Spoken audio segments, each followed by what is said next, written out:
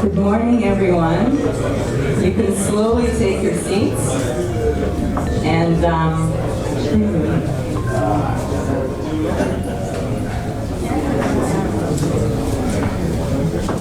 okay, while you're getting seated, I want to welcome you all. My name is El Tamar. I'm the CMO and partner at SolidBlock.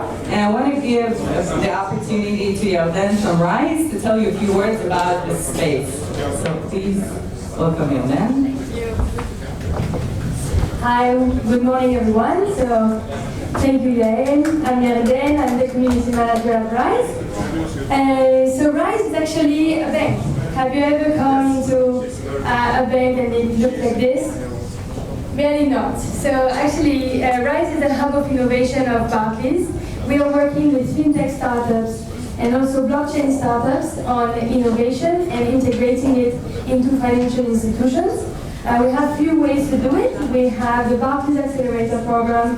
That is a program helping the startups really scale their business model, help them with their create more of a market fit to their product, and then introduce them to a lot of investors.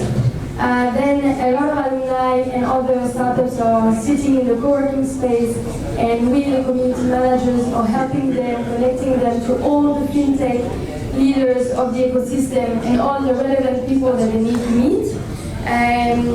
And we have this great event space where we do events every night. And we're actually partners of the DDP and the Blockchain Week. So we have a lot of events the next weeks. So follow us on the social media, on the newsletter. Come to talk to us, and we'll be happy to tell you a bit more, to make you a tour. Be involved in the community, be involved with us, well, so it's starting actually a kickoff of this Blockchain Week with this amazing event that Tamar have organized and put us in. So welcome everyone. Come also on September 11th. On Wednesday, we have also in the morning diversity on blockchain. So very different use cases, but also very interesting in how blockchain have created great opportunities for the developing world and for the underrepresented communities. So again, be involved and come to talk to us. Thank you very much and have a great morning. Thank you. Okay guys, so hope everybody's awake and ready to rock.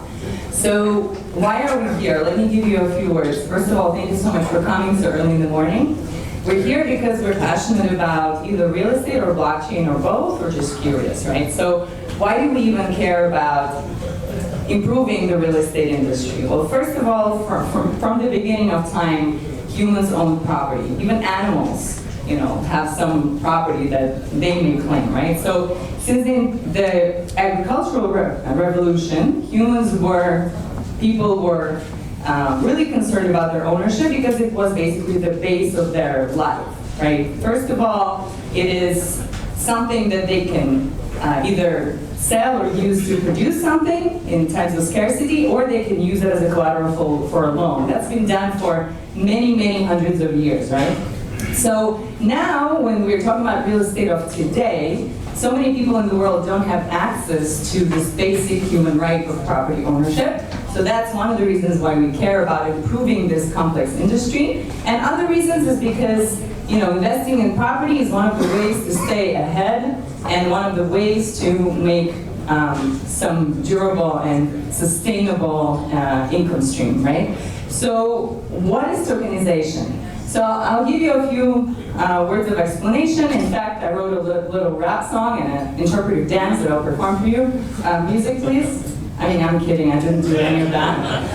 But it gives me an idea for the next event, which will be a rap battles, the Tokenization Edition. So that's what we're gonna do next week. So tokenization is very simple. We're taking real estate, which is a complex, slow-moving industry, and we're putting it on the blockchain and creating a financial product that you can easily invest in and you can trade. So that's the purpose of tokenization. And that said, we're doing this event in order to illustrate the benefits of tokenization And SolidBlock is one of the companies that have started early on to do this tokenization process. Last year, we tokenized St. Regis Hotel in Aspen, Colorado, which is the first commercial property to be tokenized. It's a Marriott hotel brand. So we know firsthand about tokenization. We're now working on with people all around the globe. Now, the projects that are going to be presenting today, we reviewed dozens of projects around the world, and we chose a few that have really interesting stories, really passionate entrepreneurs, and the purpose of this event is to learn. The sharks that are coming today, they graciously agreed to come and listen and give their time, so I just want you to give them a round of applause.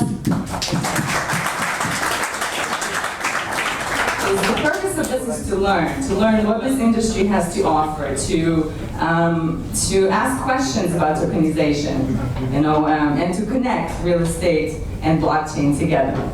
So, without further ado, I'm going to go ahead and introduce the sharks, and then we'll go into the presentations. All right, so the first shark is Elon Morley. Elon, come up please.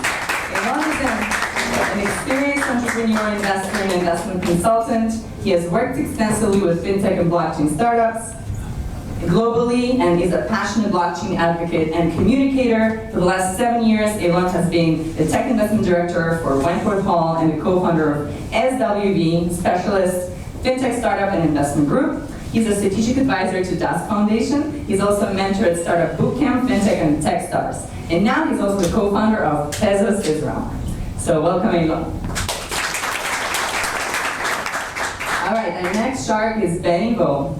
He comes from the field of business and competitive intelligence and strategic marketing. Entrepreneur in the real estate space for over a decade, executing deals around the globe, including the developing countries, Western Europe, and the US. Today, Benny is managing global investment activity of Funded, the crowdfunding platform under the umbrella of the IDI Group and Head Start. Welcome, Benny. All right, Saul Kramer, Head of Capital Markets, Prisma Capital. Saul is an experienced financial service professional with demonstrated experience in the real estate industry. During his 6 years at Stonehenge Fleming, the largest global multifamily office outside the US, Saul managed relationships with international high net worth families, overseeing and managing private equity and property transactions in the US, UK, and Israel. Prisma Capital is a boutique real estate investment firm focused on investments in the US and Europe. Saul holds a BA in psychology, economics from the University of South Africa and the MBA from Bar-Ilan University. Welcome, Saul. Ilanit Harel Tirosh, Managing Partner, Remote & Co. Investment House, Ltd. In the last 15 years, Ilanit has accumulated entrepreneurial and managerial experience in international real estate. As a partner at Athens Prime, acquiring vacant buildings in the historical center of Athens and converting them into small boutique hotels. She's also a partner at Ecodome Sweden, which initiated and established an ecological neighborhood in the southern Sweden near the Baltic Sea. Ilanit served as a managing partner of real estate at Kuckerman & Co. Investment House, and previously at Profimex, one of the largest equity funds in Israel. Currently, she's a partner at Remote & Company Investment House, specializing in the international hospitality sector and hotel entrepreneurship, focusing on the European market. Welcome, Ilanit. Last but not least is Ido Joseph, Executive Vice President at Ampa Real Estate Ltd. Ido is an experienced key member of Ampa Real Estate. He's responsible for driving the company's growth while leading major capital projects from the ground up developments. Ido oversees Ampa's real estate portfolio in the areas of leasing, property management, acquisitions, and depositions. Ido is a certified lawyer that holds an LLM in commercial law and LLB plus BA with expertise in real estate from IDC. Welcome, Ido.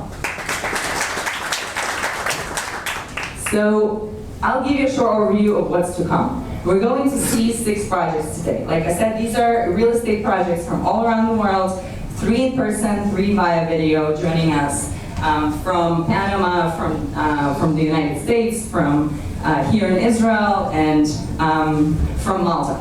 So these projects are here to teach us about what they're doing. Now, while you're watching these presentations, think to yourself, do you know these people presenting? Do you trust them with your money? Do you trust their track record? Do you trust their ownership, structure? Do you trust their building permits? And so on and so forth. Now, these are some of the things that blockchain is supposed to solve, or at least is trying to. So while looking at these presentations, also listen for cues of why tokenization could be a good solution, in general for fundraising, and later on for different benefits that blockchain can provide for these real estate projects. All right. So we're starting with the first project from Spain.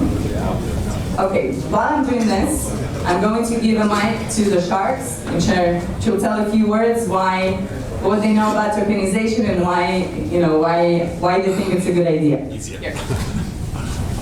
Thank you very much. First of all, glad for the invitation, and I think we're all here because it's quite exciting times. I think for the last decade or two, the real estate hasn't moved a lot on the technological side. And what we're seeing now with all the blockchain trend, or maybe not a trend, but we're seeing it getting inside the real estate side. And I think what we're going to see in 5 to 10 years from now is a much more transparency in the private companies, in the fund methods, and basically we're going to see more compliance and regulated companies. And that's the way I see it. Again, the real estate is still going to it's the underlying asset is still going to stay an asset. The real estate didn't change a lot, but there is a lot of advantages of using the technology, and I think that's where we're looking at the next decade. All right. Okay, we'll hear from Ilanit and then we start. I think blockchain is additional platform for a developer to raise funds for real estate projects. Today there's a flood of money in the markets, but also since digitalization of everything is the future. Like we have the Bitcoin, so why not having another platform that's dedicated to real estate? I think it's just an additional platform for raise funds. And this is the future, this is where we're heading in a nutshell. Elon, Yeah. tell us more about Tezos or anything blockchain related that you'd like. So apparently I'm the filler. Okay. Well, first of all, I started off selling portfolios in Germany from banks to banks, and in general, I'm originally a family office. We are all sort of conservative property owners, but we never understood why the system was so antiquated. Property is very simple. So why is it so complicated? Why is it so cumbersome? Why are there so many fees involved? And why are there so many middlemen when there really shouldn't be? And when blockchain came about, this was amazing. Anyway, long story short, it didn't make any sense why it took so long to implement blockchain technology, especially in real estate, because that is one of the original and obvious use cases for it. And the idea is to reduce fees. So for me personally, Tezos Israel is just a company that we've opened up here for Tezos Global, but I'm a personal investor in property for many, many years. Blockchain, I was hoping, would be the panacea of sorts to get this antiquated, old-fashioned industry the boost that it needs. And also, when people realize that it's a cost-reducing service, they should embrace it, but it takes time to educate a market. So this is why this is the beginning, as the precursor, which is what we are. Everybody's very impatient these days, but it takes time, a couple of years. And eventually, I don't see any property that shouldn't be on the blockchain one way or another, or fractionalization of ownership for people that can't buy overly priced, expensive property right now. And in general, more transparency, because a lot of the money goes into sort of a weird gray area, and no one seems to know where it is, but usually it's some consultant has it somewhere. Well, as an investor, I want to see transparency, and I want more for my money without being too crude about it. And hopefully, some of the presentations we're going to see here today will give us some interesting solutions or show us a roadmap of where we may go with property buying, selling, fractionalization of ownership, and cut out the rent seekers in the middle, perhaps. That's my own personal issue with it. Anyway, that's my bit. Okay, I think we're good. Okay, thank you. We're good. Thank you.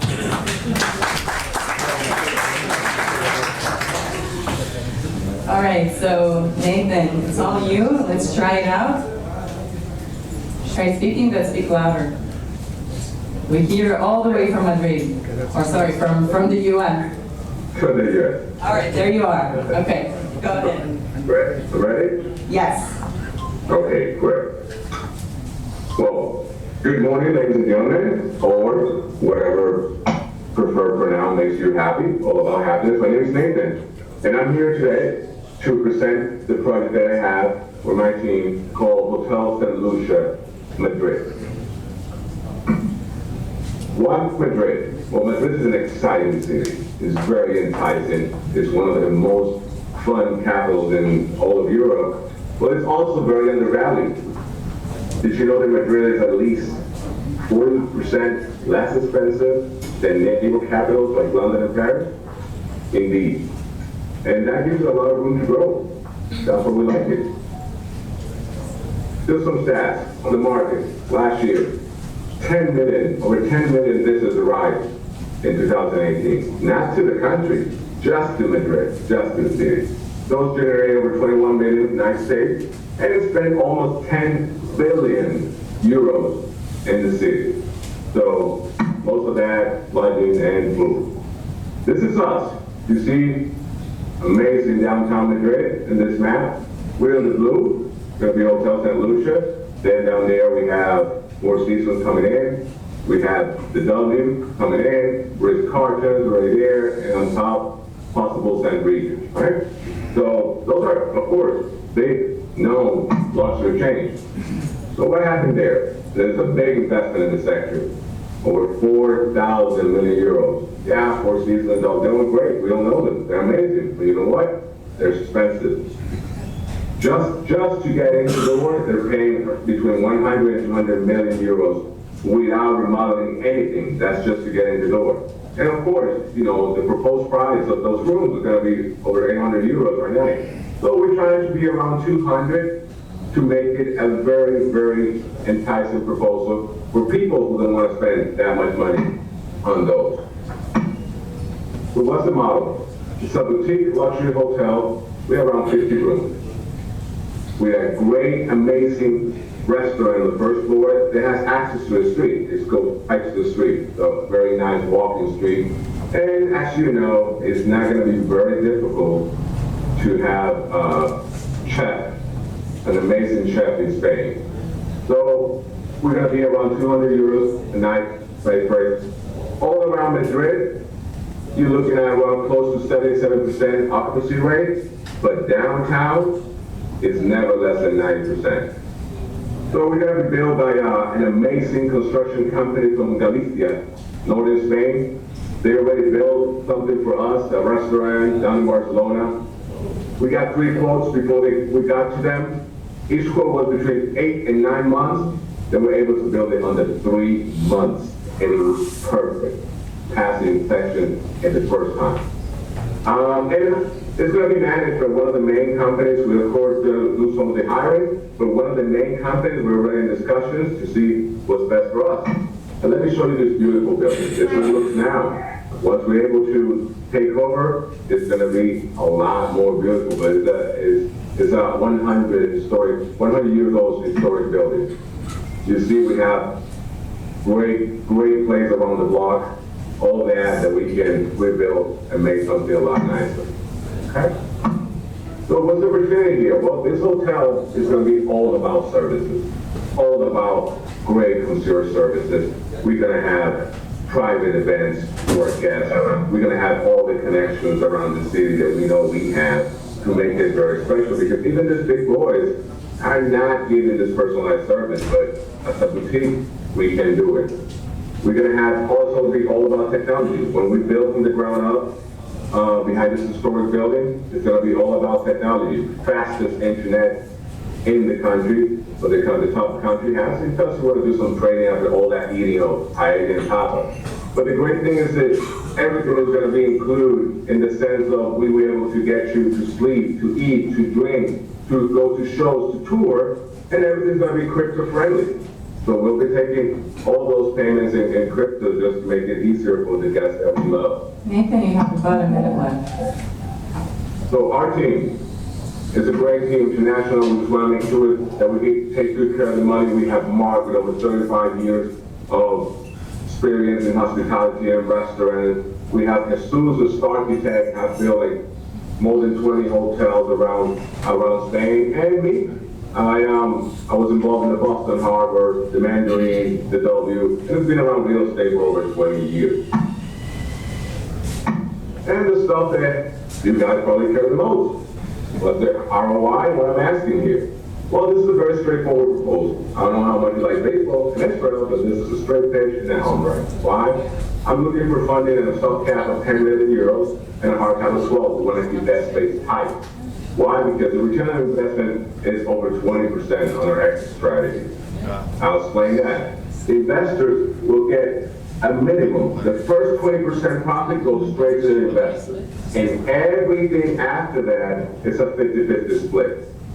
So, in the exit that we're looking, within 24 months, why? Because we already seeing the interest. So, there's a good chance that even before inauguration, we had a lot of offers on this. So we're looking for a quick exit within 24 months for around 18 to 20 million euros. Of course, the investors who join us will have first dibs, and then all the projects that we have going by after this.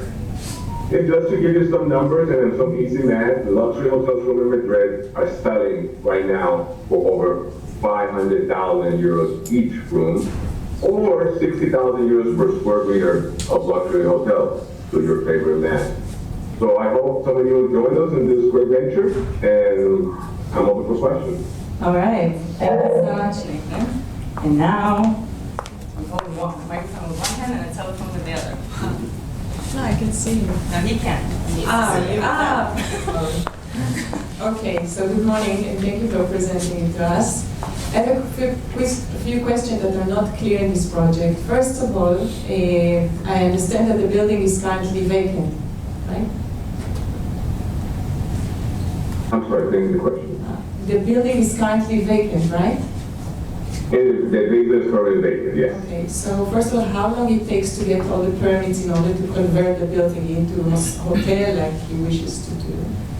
Great question. We're looking at 6 months from now, like talking right now. We're looking to have at the beginning of the year, 2020, have the permit, and then we're looking around 7 months to 8 months of construction. So basically, just to put it out there, the way I'm working it, I want to be open before next Christmas, or holiday season, or Hanukkah.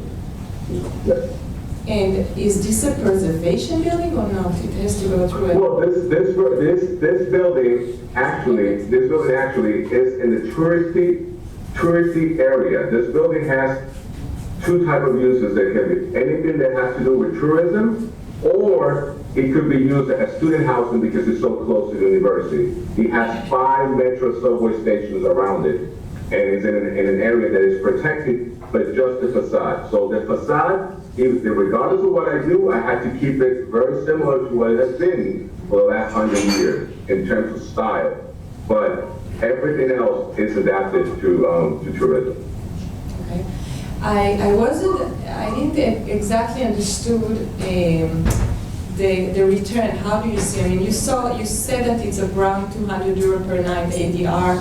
Occupancy, you think it would be at around 80-90%. But first, I don't know if you can disclose this information. How much you pay per square foot today when you buy it?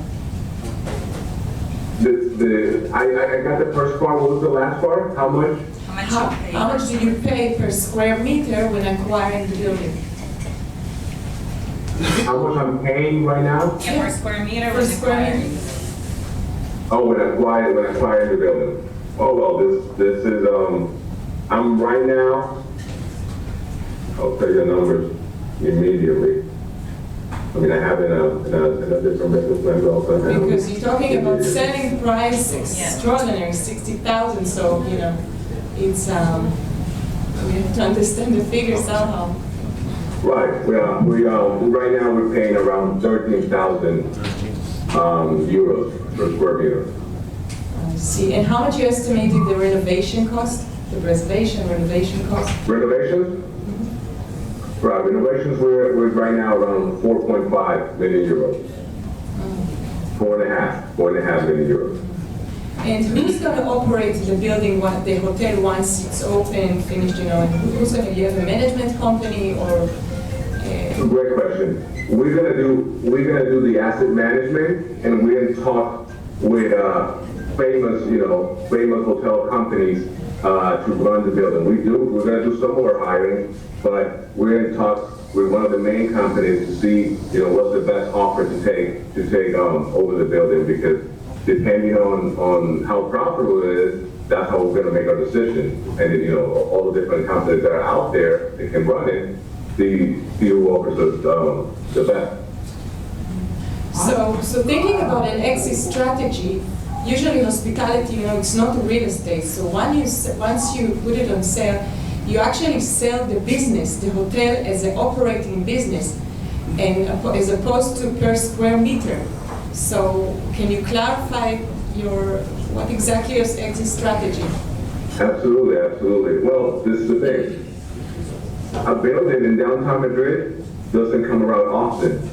So when you have something like that that is already built and ready to go, there's going to be a lot of operators that will say, you know what, I have a big line of credit, let me take over. There you go, sir. If the number's right, you can take over, no doubt. So, even around it, you can see the price. This is all public information, anybody can see the prices of what all these guys are paying for their spaces. In a building like this, just doesn't come around. And we haven't seen anything for less than 25 million, and it's not even brand new construction. So, no, for sure. For sure, the area, the building is fantastic, but the exit strategy is not so clear. If you want to sell it as a renovated building, this will have cash flow immediately. Mm-hmm. So, not just a hotel operator, private equity can take over.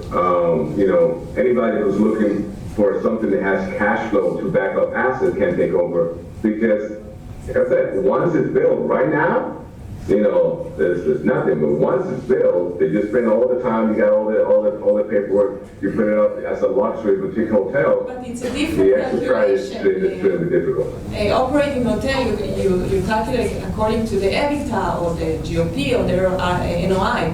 But real estate, it's a per square meter, so that's why it's not so clear to me. Yeah, I think there's some, definitely, we could clarify a few points here. I really like this, one shark per project. I think we might stick with that model. I like it. Yeah, just drill them straight to the point. Sorry. I think in general it's really helpful, especially for my understanding on how you evaluate the hotel and the exit strategy. So that was really good. Did any other shark want to add to the grilling for just about just one or 2 minutes? Hi, Nathan. Very well presented, and I think Eleni asked very good questions. Just touching on the cryptocurrency aspect of it, it was sort of thrown in there very vaguely. How does that work? I mean, cryptocurrency fluctuation. How is the price fixed in? I don't really understand that model. Do you mind expanding on that briefly? Yeah, and to be honest, it's something rather new that we wanna try.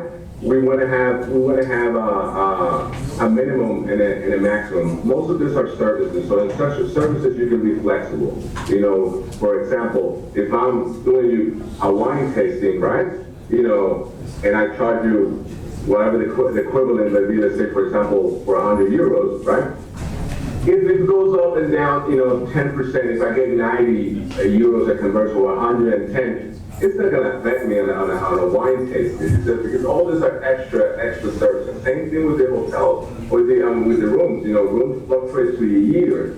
So if I set up, a price it's not gonna do that much, especially with the top 10, let's say the top 10 currencies, it's not gonna do that much than a discount from a website like Expedia or Booking or something like that that will charge you a commission. So if you get a direct, crypto payment, it's not gonna be a huge fluctuation within 24, 48 hours, something like that, that will affect the cash flow coming into the hotel.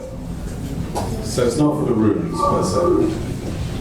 Are you You're not charging for the rooms, the cryptocurrency. Do you accept crypto for rooms? For everything, for every single service. If we set up a spa, if we set up, the restaurant, the room service, anything that we can control, we'll take crypto for it. If we make an alliance with, for example, with a flamenco show, that you can go see a flamenco show, you can make an alliance with them, then you'll pay with crypto on the hotel and you get your tickets to your show. Even if we can do it to watch Real Madrid. Whatever alliance we can get, we'll take the crypto to the hotel. Great, so I've got some Dogecoin that I'd like to use. So, no, I mean, okay, I understand. Why not just use stable coins? Stable coins, why not just use that? Fixed to the dollar or to the euro? Why not just use stable coins fixed to the dollar or to the euro? Oh, we can do that. We can do that. I mean, like I said, we're open to that. We'll have a team of experts in crypto. I'm not an expert. We'll have a team of experts in crypto to make it easier. Thank you. All right. Can I just make a quick statement? Also, thank you very much for the presentation. Coming from a real estate investment side, it's very interesting this and the use of the cryptocurrency in going forward. In true Shark Tank style, what I would say to you is we'd be interested to invest, but we want to hold this property and we want to see the management, we want to see some more info on the management and the operating side and how this cryptocurrency, because to have an exit within 2 years, I don't think we're going to see the benefits and the upside of the crypto side of the management of the business. So we'd be interested to come in as a long-term holder of the asset and to have some type of kind of operating agreement with the the long-term operator of this asset. All right, the like is a real shark. Yeah, thank you. We're definitely open to listening to all kinds of proposals, no doubt. Thank you. All right, thank you so much, sharks. That was beautiful. Thank you, Nathan. You can go to sleep now. I think it's around 3 a.m. where you are. So thanks for staying up, and I'll connect you with everybody here very soon. Absolutely. All right, have a good night. Thank you, guys. Have a great day. All right, you too. Thanks. All right, so that was great. Now, the next project is all the way coming back to Israel. Right, let's see what the next project is. All right, so please welcome Sohail Zoabi. And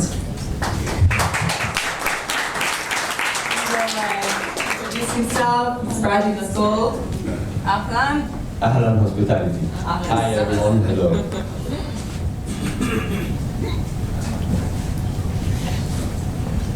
I'm originally from this country, from Netherlands. I grew up and I grew up in Europe and I have all my professional experience all around EU countries and I finished my studies in the US.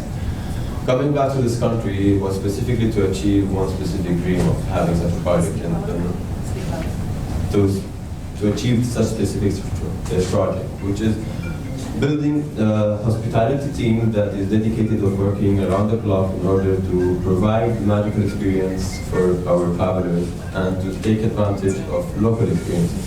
We deliver high quality hospitality experience with modern and comfort and magical blend of East and West.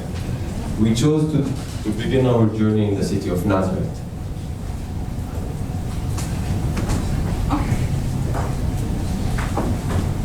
Nazareth, a very attractive hotspot location in the region and located in the north of the country. It's a very old, more than 2,000 years old city with beautiful architecture. Tourism has been increasing in growth in the last decade. However, we noticed that the tourism that has been passing via the city are just passage tourists. The city itself doesn't really host or get to provide the local experience for these passers. In the last decade, the Ministry of Tourism worked so hard by subsidizing big companies in order to add more 4- or 5-star hotel rooms. 400 of them got opened in the last 5 years, which brought up the whole inventory of Nazareth to 1,200 rooms in Nazareth. Big hotels such as 4 and 5 stars, they work mostly with big groups, pilgrimage groups, and the turnover is very high. These groups, they come with their buses from Tel Aviv or Jerusalem and their agents. They sleep at the hotel, they have breakfast at the hotel, they barely go to the old city or just visit the churches, see them from far, and continue their way around. So the old city has been neglected in terms of adapting to the growth of tourism demand in the city. So plenty of untapped opportunities by having plenty of assets that we can manage and operate in order to deliver professional quality experience like they provided the 4-star hotels. And we can add the own touch of living the local experience with building ties with local communities and providing to travelers services from locals, like a local. The city has been growing economically. There is an under construction project of train station connecting Nazareth to Haifa and new main road. The architecture landscape has been making Nazareth as a UNESCO World Heritage applicant. The food is amazing. I don't know who already tried or been to Nazareth, but we have the best fine dining and cuisine. And the most important part, that other than tourism, it's surrounded by plenty of factories and high-tech companies. Today, Nazareth is hosting up to 20 tech companies, which this brings us to the result of having a new type of travelers, which are corporates. So we're not only focusing on tourism, we're also focusing on hosting the new type of coming people which are coming for business that stays usually a month or longer. Our model is to take all around, to manage and operate assets all around the old city and convert them into a boutique hotel atmosphere for short-term and mid-term rentals.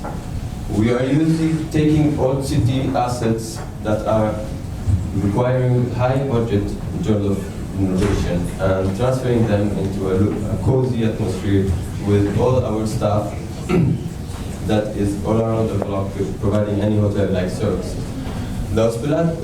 Our mission is to take assets for project development, transform all this area of the old city from ghost town to guest town, contribute in developing the economy in order to have more trained talent in order to supply this growth and demand, and to create a one-stop shop platform for tourists and expats. What makes us unique? That we have all the assets managed under one brand, so we can monitor and developing a high-quality service with using the technology. And we have 24/7 online ground telephone support for our guests. We are on-demand access, additional hotel services, and the local team that is on ground 24/7. We started our project last year. Our current portfolio, we are managing total of number of 34 rooms dispersed all over the whole city. The most important part that I want to demonstrate here that we already managed to collect some important corporate clientele, which we managed to sell like Amdocs, a very well-known Israeli company. We sold them up to 106 sold nights in 2019, and a very big factory surrounded in Emek Israel, right next to Nazareth, called Sea Rolling, which they've been bringing to us, Italian consultants and construction, all this year for 150 nights sold. The market potential size. In Nazareth, we had more than 600,000 international sold nights. We have also local tourism that have been growing locally. This is also related due to the security development in the area and controlled by local authorities. The average occupancy rate for Nazareth last year was 61%. It was the fourth in Israel, just a couple of percent after Jerusalem and Iberia. The potential market is 4 million travelers from Israel. Israel is hosted 4 million travelers, but again, the city, Nazareth as a city, didn't really manage to benefit a big piece of this cake due to the low infrastructure within the whole city. Those are the examples of our directly managed guest houses within the old city. In the last 3 years, we witnessed a very big growth in the occupancy rate. More people are coming, the city is getting livelier, we have more attractions around.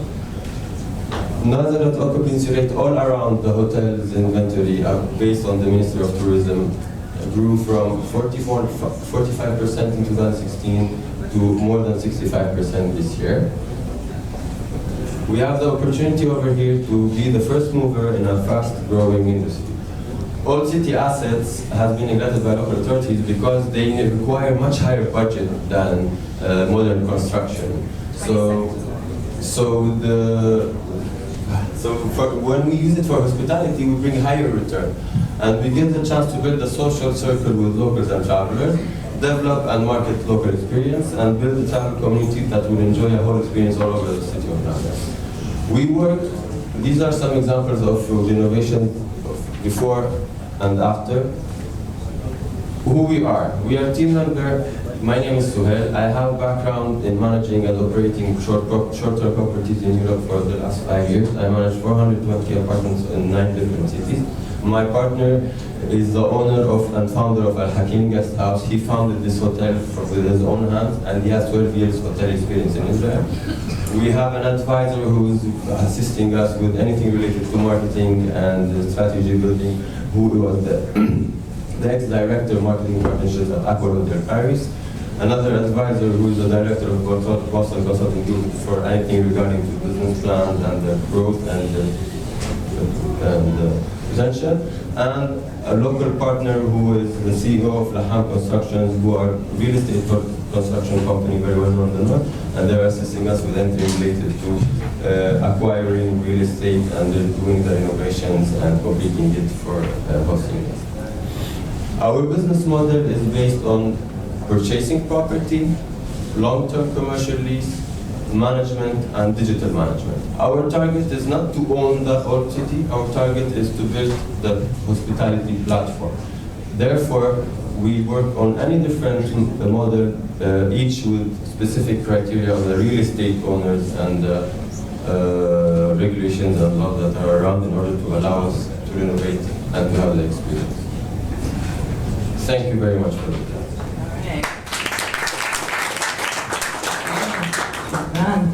All right, so thank you for that. No, you're saying, the lights. Here's the lights.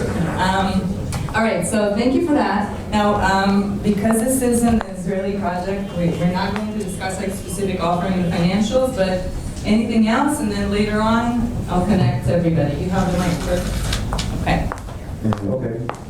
So, thank you for that. We had a couple of words before, so I think I understand the project. I like it. Everything in hospitality is the right place to be. And I think that you are entering an underdeveloped area. And in my opinion, for the crowdfunding platform that we are running, it can be very relevant as long as the story is told in a way that is making interest to the public, which I think is possible. And in that case, I think it has I'm not talking anything about financials or business models. There's one thing that you might be vulnerable to regulation. So I would advise to go more to blocks of apartments rather than just cherry pick them one. But excluding that, I think it's an interesting project that can be very interesting to the public, and we can see how we can fund it.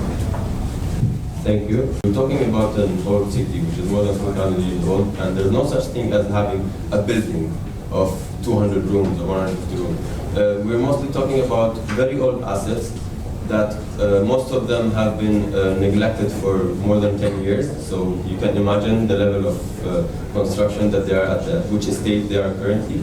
And we are actually, indirectly we are building the chain of the accommodation all in the same zone, geographical zone. But we don't have, like, for example, one apartment in a building, like in modern cities in Tel Aviv. I can have one apartment in one building and then another apartment. No, all our apartments are private and small due to the infrastructure of the whole city. So we are dispersing and making it like if it was island resort that you have all the rooms dispersed. And it's very small. It's basically less than 10 minutes you can walk all the whole city. You act actually as a developer, right? You're buying the assets and you renovate it, and then you're also the management company. For each specific real estate that we developed, it was with a specific investor. And yes, we as a management company, we assist in bringing the right architect to prepare the right way the asset for the specific purpose of accommodation. So now the purpose of making fundraise is that we can start leasing more of our real estate, and the moment we lease for 10 or 20 years, it's lease or management. We both on three models, and currently our portfolio that we are operating, they are based on the three of them, not only one. Like if you noticed about my inventory,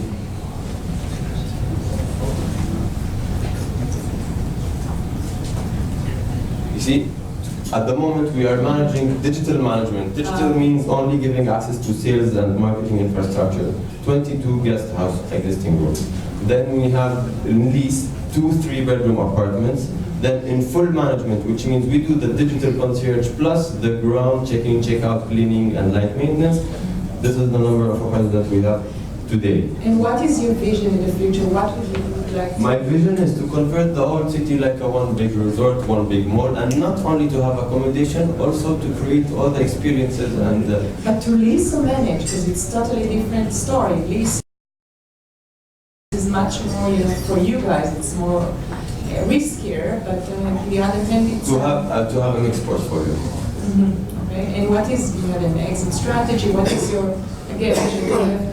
To concentrate on your Nazareth? No. The concept is to build a platform, the brand, to give trust and to prove the finishing, because we already started proving the concept. We even already started with 1 apartment in Haifa and 1 apartment in Rashid. I have another 6 apartments under construction, and it will be 1 small building in the German colony, the old building. And the purpose is to platformize it and then disperse it all over the MENA region also. Paul, an amazing vision, I think. We need more guys like you here in Israel. Just one quick question regarding the kind of service that you give out, because basically all the apartments are spread into cities. So what kind of services do you give? Do you give a fixed service, or each one has its own services? Ours is on demand, and of course, what the dream is to act like, when we have 150 rooms in this resort, and to act like a 5-star hotel, so we can work on a more professional level of organizing tours or pick up, drop off from the airport or to other major cities. And we want to use locals in order to create also activities next to the accommodation, because at the moment the average stay night is 1.7. It's not pretty much for a city like Nazareth. And the moment that we create the whole customer journey and give him more choices for the traveler to come and not only sleep or go to a restaurant, also maybe do a cooking workshop, which is a very rich in culinary city, having some tour foods all around the city and experience the local taste. So we will give more activities, we can manage to increase the whole market's average night stay to 2 or 3 nights, and such will give benefit for the whole market, not only for us. One last question. Sure. Your competition is actually Airbnb. Yeah, exactly. And you're pretty aggressive because you're taking management fee between 20 to 30% of the GOP, which is aggressive. So how do you see how it's, I know that you give a full service, but still it's a competition. Airbnb is not my competition. Airbnb is a sales platform. I use Airbnb to sell and to market those assets as well. The same way I'm using Booking.com, Expedia, and my CRM is connected to Morda or the International. I'm using them, they are the sales. I'm not focusing on creating a sales channel. I'm focusing on creating, like a brand of hotel, Marriott, Hyatt, you are You are used to go to Marriott in Paris and Marriott in Rome and have the same service because you know what is the brand market. So it is the same thing, creating a brand of quality service, network of accommodation, which could be a villa, which could be a private room, which could be a 3-bedroom apartment with a full kitchen. We want to create and diversify the supply in the market. All right. Very nice. Thank you so much. All right. Give it up for Thank you very much. Our next project takes us to the beautiful island of Malta. And I am happy to introduce Emanuele Carboni. Hi, good morning all. Thanks for coming to the conference. This is like a 5-minute presentation about Local H. What is Local H? It's like the first tokenized hotel budget chain in the Malta, the blockchain island. Maybe someone heard about that. We're trying to achieve like a net expected return for the investor above the 10% cap. What is like the market and the vision of the project? Basically, we focus on hospitality to achieve like a higher return compared maybe to the real estate long let or short let. We are able to compete at the moment against the big brands like Hilton and Marriott through the online travel agencies that change the market so also like the small and new group are now able to fight against them, the big names. Malta, maybe you don't know, but achieved in the last 10 years a huge increase of the traffic, the tourist traffic. Basically, the total number of passengers double up. But at the same time, all the structure, like 200 registered hotels, didn't improve, didn't refurbish, so there are like a lot of the 70s old structure managed from old families. So there is this huge opportunity for us to create this 5-star hotel design with a nice mattress, big showers, big screen, free bottled of water, free entertainment, so something very cool, but with a holiday inn budget. We will do it through like intense use of technology, and one of the key points will be also like the 1 million check-in, check-out, so like this new philosophy of and automatic system. This is like a picture of Valletta. Valletta is the capital of the country. It's very historic, and it is one of the attractions of the country that is attracting a lot of new tourists. A few graphs about the tourism sector. On the right side, as we said, is the trend of the total passengers. So you see like a double-digit increase year by years, and Malta is leading Europe in this kind of stats. On the left side, we have the seasonality graph. That usually, like in a highland, you can suppose that during the winter time there is no traffic at all. Instead, Malta still have like huge numbers, and this obviously increased the occupancy rate of the hotel and the return. The company is already live in the highland. Our current asset value is 5 million. And we basically try to fundraise other 16 million to scale the business. And we will do it through a STO, so a token offer. And the key point of that will be that the tokens will be tradable in a primary exchange. In this kind of situation is, I think, one of the key points. So we started the first project. We did the demolition, the excavation, and now we are on the second floor out of 11, located in like the main entertainment area of Malta, with the restaurant, discos, clubs. So it's very well located, and this is like a sort of design that we would like to achieve, so something very modern and cool. This is like the reception area. We would like to give the feeling of like be at home, like the living room of your house. You got about a minute, Emanuele. You got about Yes. a little less, a minute. Wrap up. We have to wrap up. Okay.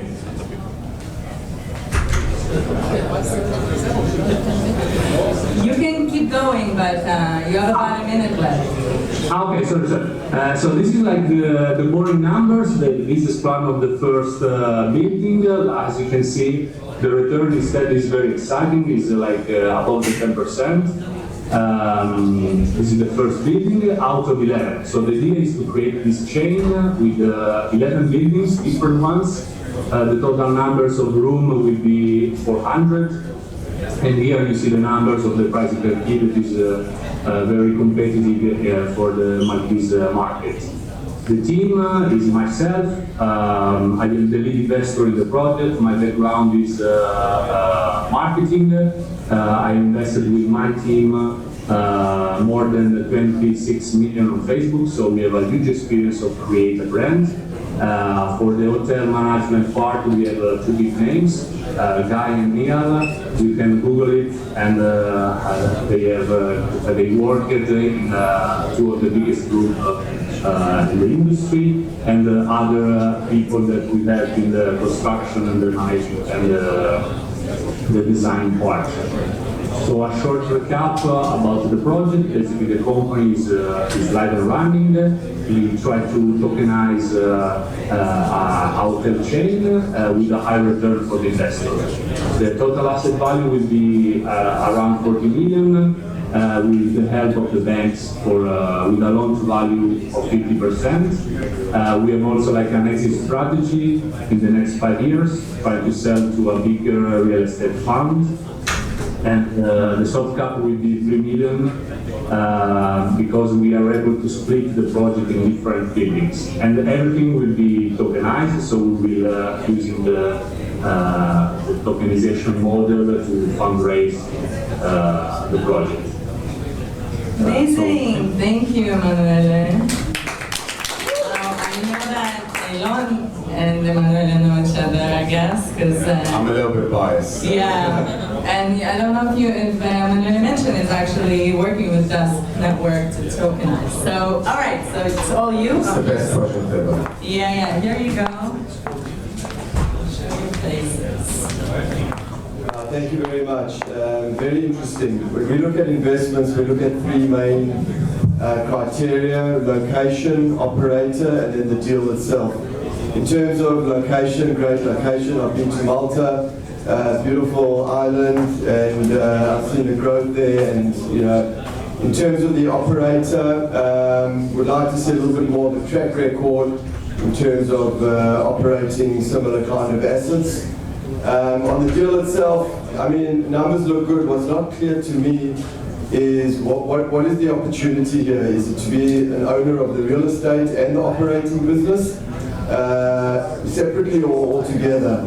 Again, as a real estate investor, we're more interested in being invested in the assets and less in the operating business. You know, having a long-term lease with an operator, but definitely see the potential there. Good work, looks fantastic. Basically, like the idea is that the price and the real estate, the price of the asset in Malta at the moment is very high, because in the last years the market grew a lot. So basically, like what we would like to think is more the operational part, to do the best investment on the asset and create like the best possible return investment. So basically, the idea of the operational part is just to give the like a sort of passive income. At the beginning, it was like my idea for for me. And then when we see the numbers, we see a lot of interest about the return, the ROI of the investment. So basically, the hotel chain is just the way to achieve the best possible return on investment. I haven't been to Malta. I don't know. I assume that you chose it because of all the right reasons. But my question is regarding the tokenization. How do you see the added value, or why did you choose to add that to the project? Also, financial-wise, exit strategy, and marketing-wise, why did you choose that? Why STO? STO, because basically, like the tokenization part, I think is the real merge between I call it the real world and the parallel world of the blockchain. Is the real application of the technology to the real estate investment. It gives the opportunity to the investor to be able to exit from their investment in a shorter period through the exchange. It is easier to go live, to do like a sort of like real estate investment trust, but with like faster way to arrive to the investors. So I think the blockchain is the STO is a good opportunity for also new group like us to arrive to the market and also to manage the money of the investors, like giving the dividends easily, faster to the technology. And for the investor side, if they are not forced to maybe invest the money for 10 years, but if they need it or if they don't like it, they have the secondary market and they are able to go out faster, and at the same time they can see easier the revenue and the growing of the project through the value of the token. Hi, I want to ask you about the actual operation. What is the APR in Malta today and the occupancy rate? Because you put multiple threats on the exit strategy, which is very aggressive. It's high. So I was wondering what's the occupancy and what's the APR, and when time comes to sell a portfolio, once the fund matures, how you get to multiple threats? We analyze the market through the national statistics, the official statistics, and also we go deep inside other like 4 competitors, the numbers, insiders. So basically we create our business plan through these numbers. The idea is obviously like to build, because we also build the project, the construction part. So usually our business plan is to do the construction in like 15 months, operate for other 2 years, and so basically we hope to go back to the market with the real numbers of 2 years of operation and show the numbers to like bigger investors that are very looking for a high return. So the occupancy rate and the ADR basically were in the history of the market.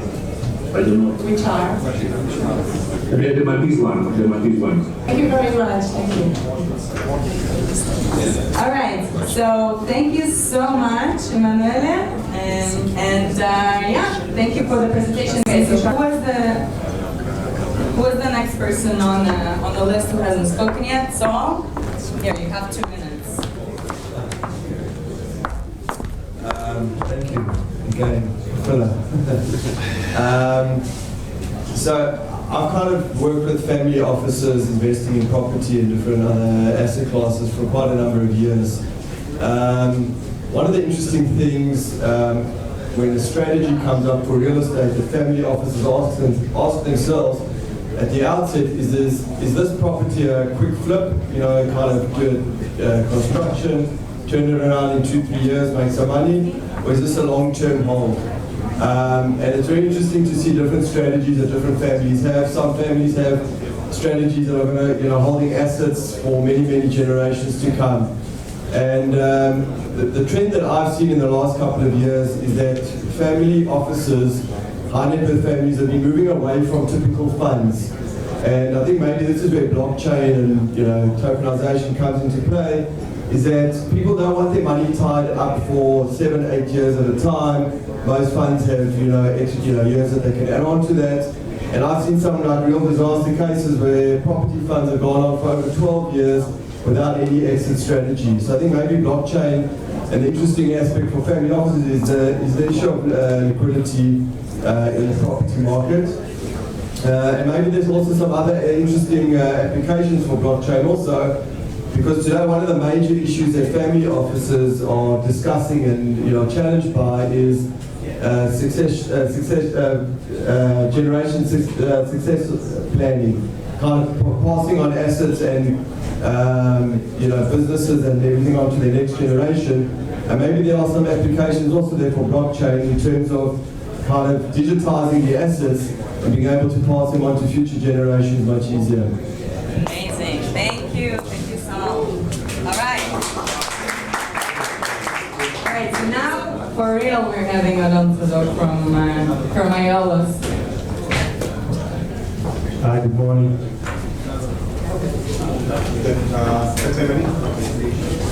Okay, Ayala is a company that invited to join our experience in Greece, in the Greek market, in the real estate Greek market. We are active there from 2015.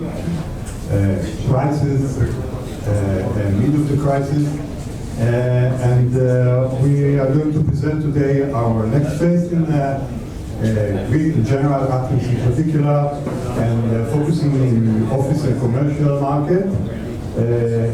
Using our experience for the last 4 years in the resi and hospitality market. Let's look a little bit about the opportunity of office and commercial market.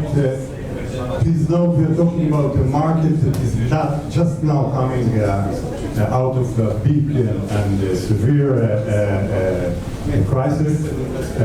So the next step after residential and hospitality, for our opinion, is the office and commercial market. So we are looking forward to expand our activities to office buildings, and as you see, we're focusing on advantages of lack of supply of high quality offices and no new buildings for office, since for the last 8 to 10 years there's no development of this market. We are active in the real estate market in Israel, Germany, Spain for the last 15 years, 4 years of activities in Greece. We're going to focus in how to give you some details in a few minutes. Currently holding 10 residential buildings in the center of Athens with a total investment of 50 million euro. And when we are talking 50 million, we are talking equity. The Greek market, the real estate market, is a market that until now working with equity only. Just imagine a world with no banks, no loans.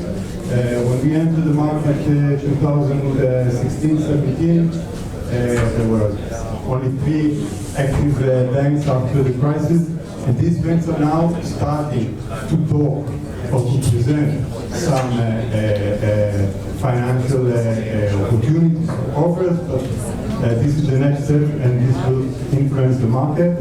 This is what we already experience in the market, and whatever we are going to see here is buildings, total buildings. We acquired only full buildings, former commercial or office buildings, converting them to residential. For example, the first building that you see the hill in a neighborhood named Exarca. Used to be headquarters of a management company for real estate. We converted the building to 12 apartments, full renovation, and this building now is under a very proceed negotiation to be sold to a company from the hospitality activities. This is a very, this can be connected to the guy from Nazareth. Athens was in 2015 with an average stay of 1.1 nights per visitors. We're talking now about an average of 3.6. Bear in mind, 2016, the total coming number of tourists to drink was 18 million. We are talking now 32 million in total week. Athens enjoying a change in this world of hospitality and tourism. So if we were focusing on selling apartments in this first transaction to individuals, foreigners or Greek, we are now in a position to sell the whole building to one investor from the hospitality business. Second one is a very nice building. It used to be a conservatory in Athens. Office, commercial, we are changing to 16 apartments. When I say changing, I'm talking about planning, licensing, fully construction, everything, infrastructures, electricity, everything, and small to medium apartments. We were thinking 3 or 4 years ago that Athens would experience the same change like Berlin or Barcelona or Tel Aviv, coming back to the center of town with small to medium apartments.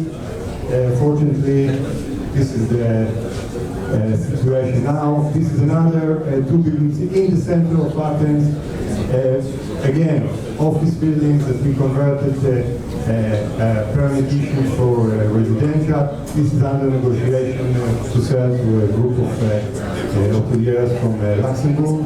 The Pipino project is another used to be a residential building for one family.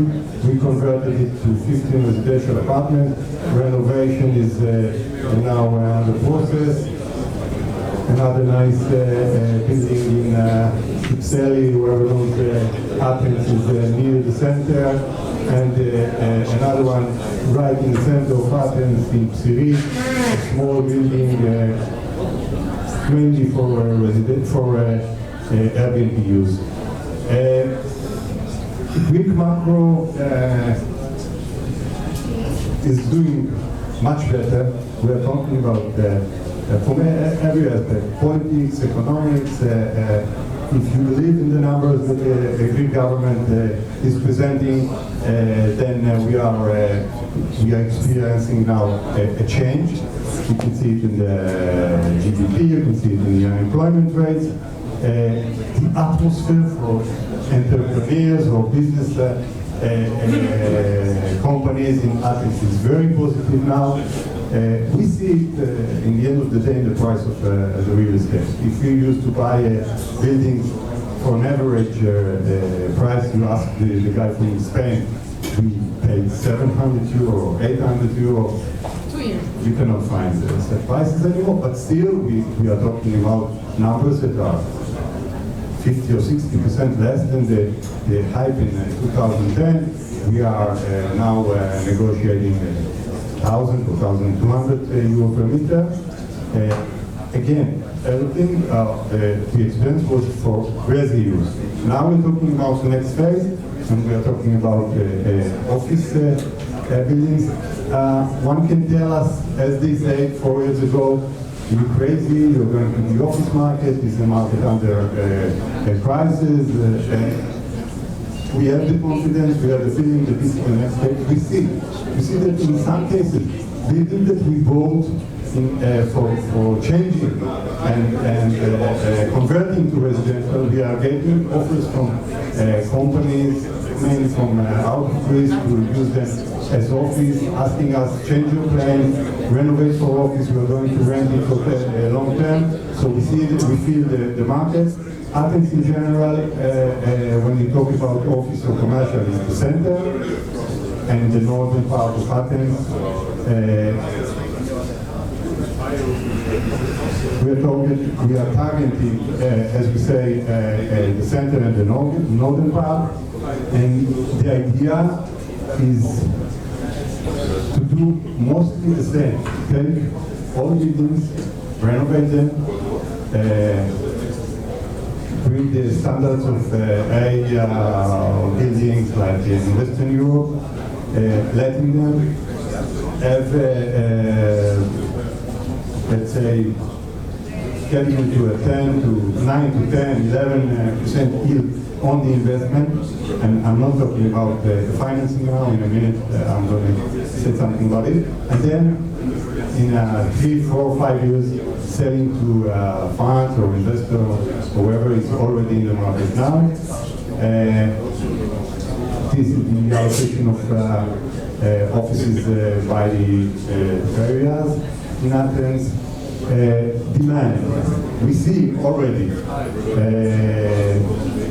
corporate relocation in prime assets in Athens, even from Israel. We see activities, we see the gradual increase in demand in grade A and B class offices since we experienced a lack of development since 2010. And the demand is for ranging between 500 to 1,000 square meters.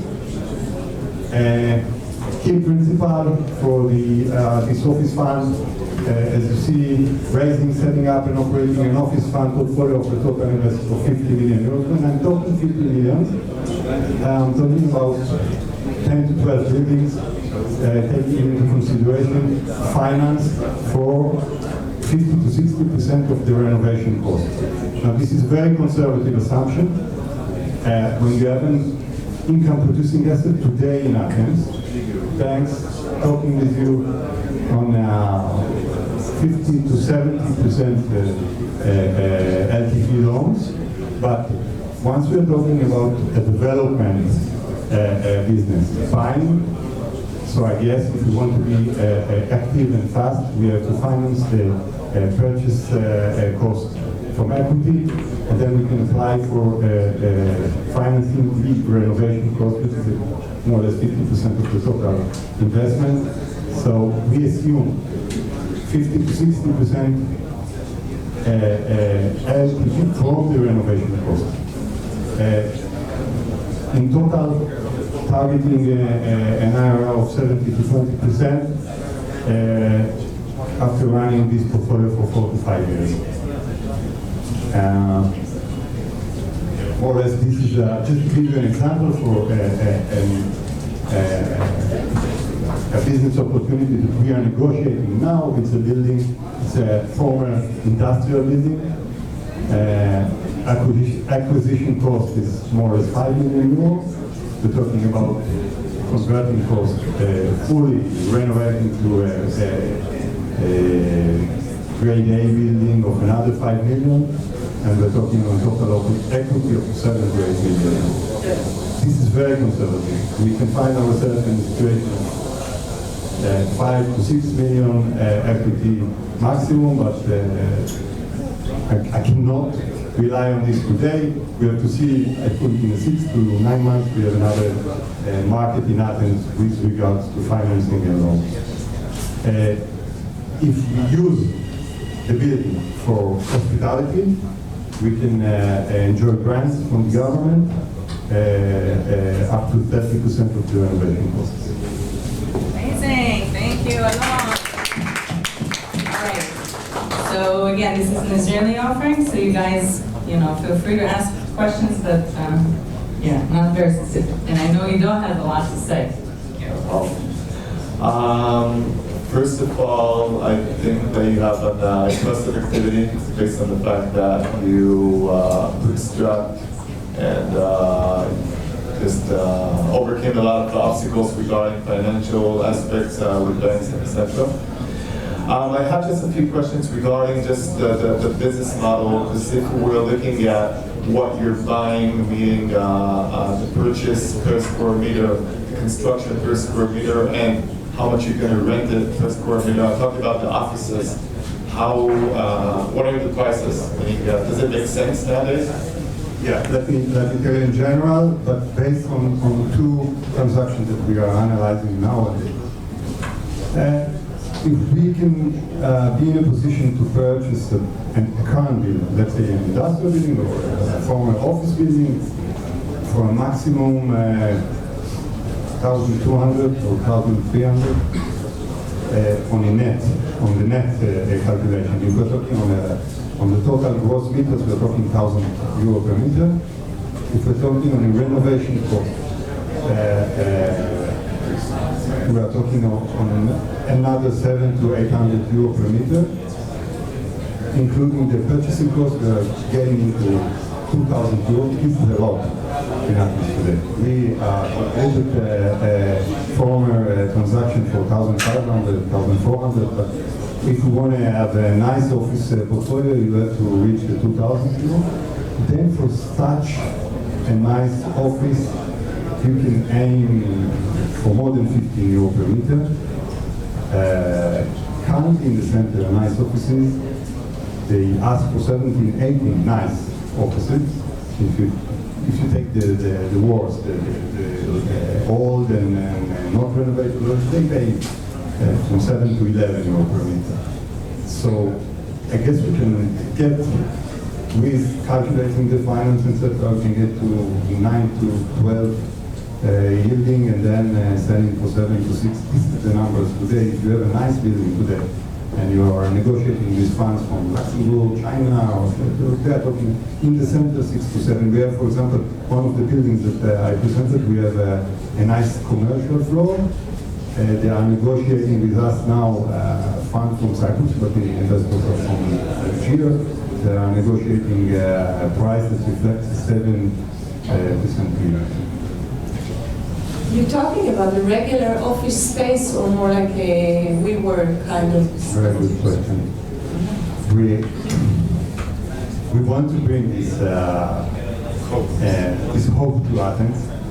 Currently, there are no such. They are talking. It's outrageous. It's extremely. But they are not so active in Athens. There are, I think, 1 to 2 buildings in the northern part. No, they have in Athens. It's blooming. It's waiting. It's crazy waiting. Okay. We find ourselves today in the same place that we were 3 to 4 years ago, explaining how can it be that we sell a 50 to 60 meter apartment in a city that if you had less than 100 to 120 meter apartments, you are poor. So we are talking about these common ideas of co-working and sharing and student housing, etc. I think this is very interesting. Since we are not operating, we are negotiating now with 2 to 3 operating companies. Fortunately for But Israel. you really believe that the market of offices is really bounced back? Because do you know the average salary of the local people of Greece, of Athens? We pay salaries. We see what we paid 4 years ago. We see what we pay today. We see what's going on around. We see the demand, not only from the Greek market, but also from the Greek market. Many international companies, and they pay. But there are many, tens of buildings, vacant buildings in Athens that Not used anymore. to be. Not anymore. Pennsylvania. Offices. And not anymore. The unemployment rate as it used to be. It changed. Still, you have vacant buildings. Mainly, most of the investors are trying to renovate them and change them to hospitality. I think this is the opportunity. Because just imagine the city center of Tel Aviv, all these office buildings vacant, and then after 3 to 4 years, But you you're need talking again. about the term of 5-7 years, I think, not less than that. For the office building, I think it's between 5 to 7 years. I'm very happy that you insist, because this is the same as we learned in the past. Really, the market is, we are even a little bit late, because all these companies, all these corporates, and they send their agent, they are looking for places, there are no places. They can find an old building, but they are not involved themselves with And they renovation. can take 100 meters and pay you 15 or They don't take 100 meters. They want minimum of 500,000, and they pay. They pay today 11 to 12 to nothing, to all buildings, and they are ready to pay more. No, I believe that the future is there, especially the code. One thing this amazing country learn that the future is here. I'm with you that Greek and Athens especially. It's very complicated. I don't want to mislead you. It's a very complicated country. They're very professional. Not as as always thought, they are not lazy, they are very professional, they are very smart, so it's difficult. But once you apply with a permit and they tell you 3 to 4 months and you have a permit, it's not a problem. All right. Anything else? All right. Anybody? All right. Christopoli Aron.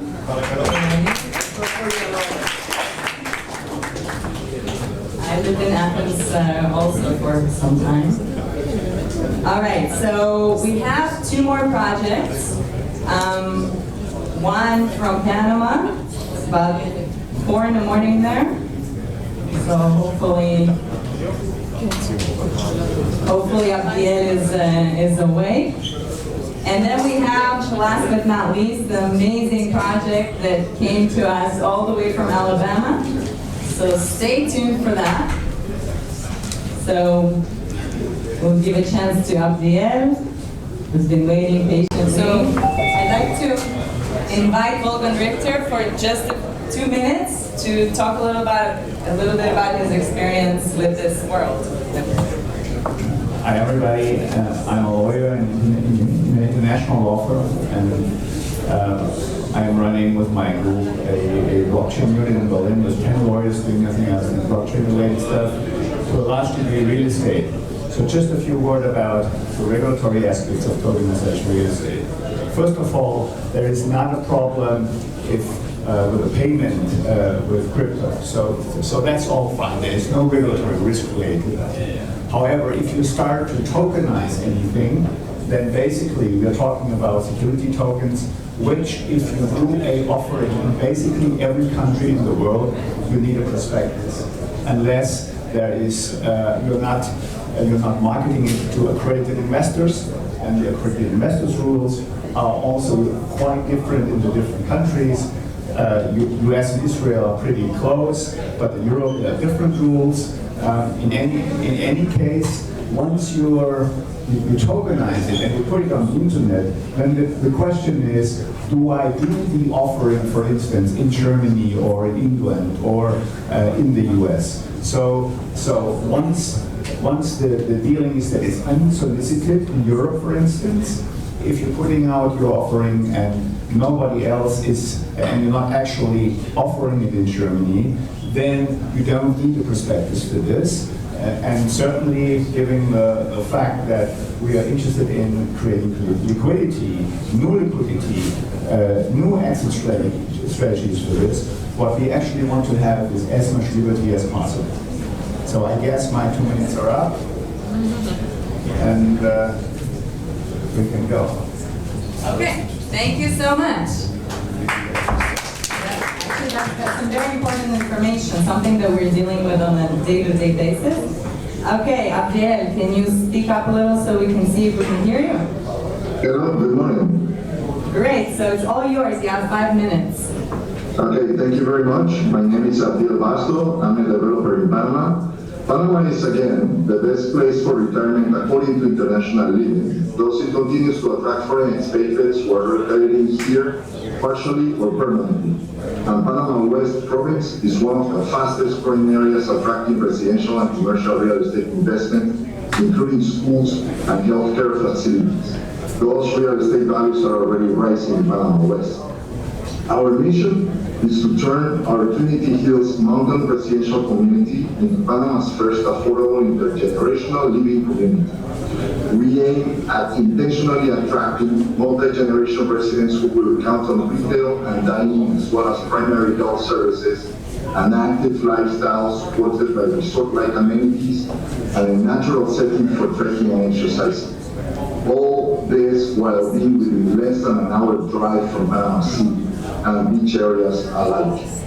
Furthermore, we will offer a more competitive price point than other projects by leveraging our lower land cost while still making a very good profit. Additionally, $6 billion of government investment in a new bridge over the Panama Canal, expanded highways, and a light rail train system will make commuting in and out of the city rather easy and thus attracting a larger number of buyers to the area. And we'll use as a sales driver a 20-year property tax exemption on properties valued up to $180,000. To date, we've delivered 21 homes, about $6 million in revenue, thus proving the viability of our initial concept, a residential mountainside community close to it all. And complementing our project as mentioned, as well as executing a well-devised marketing plan to attract multi-generation residents, should help us meet our target in 5 years. An estimated 1.1 million people make up the total available market. This based on the number of North American boomers relocating abroad each year, plus the number of local retirees and young adults ages 45 to 55.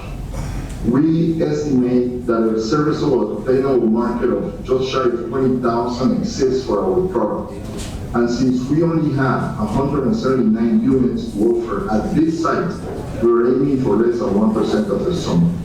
Our competitors, while much larger, some of them, continue to ignore density, convenience, price affordability in relation to quality and the composition of the community. These are the vulnerabilities that we plan on taking advantage of.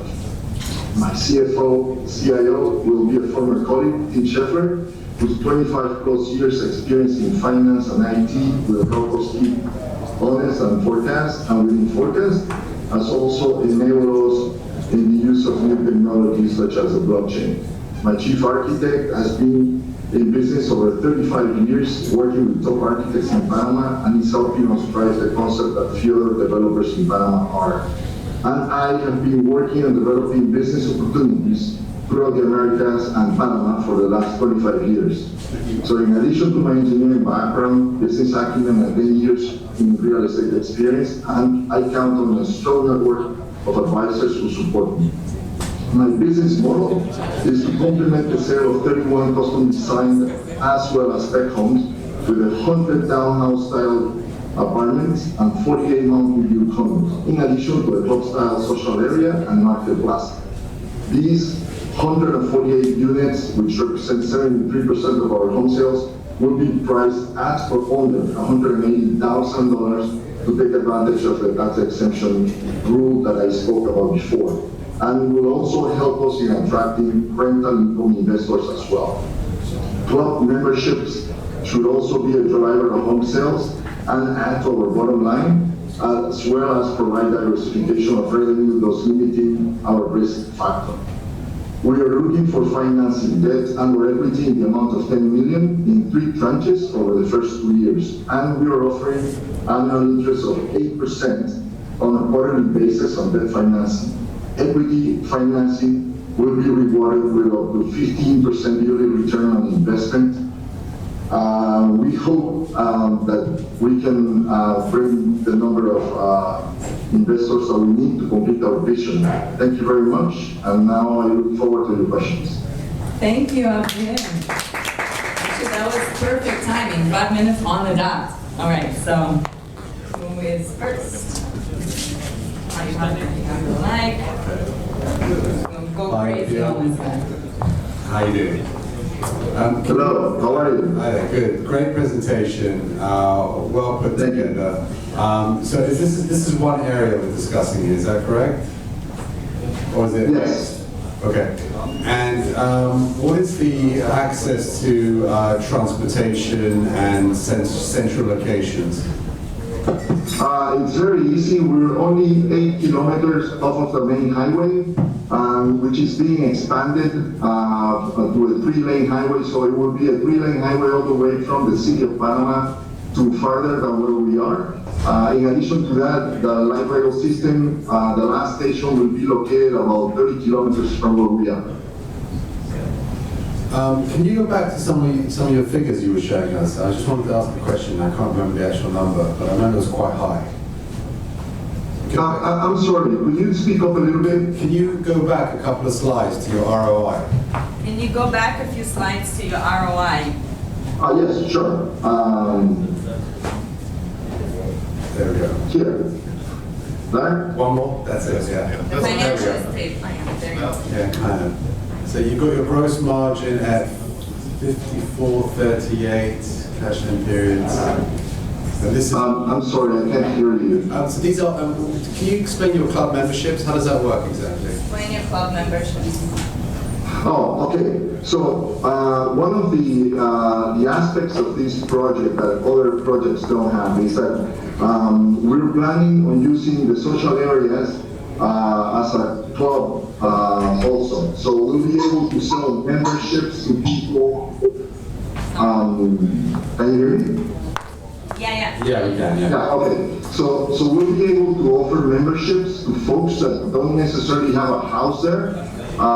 Since the property that we'll be developing as a clubhouse and social area is not within the project, we won't be trampling on the rights of those people that do buy properties at Trinity Hills. So having a club membership will also help us fill a void in the market, which is families here don't have much to do on a weekend or vacation. Companies don't have a lot of options when taking the people off site. So we feel that by offering this, we support our project, not making it fully dependent on real estate sales, but also services sales. Thank you very much. You're welcome. Thank you. Hi, just a quick question. Thank you very much for a great presentation. Yes. You give an option of debt financing and 8% return. What is the security for that debt? And how is this linked into the STO conversation that we're having here? What is the security for the project, and how is it linked to the STO?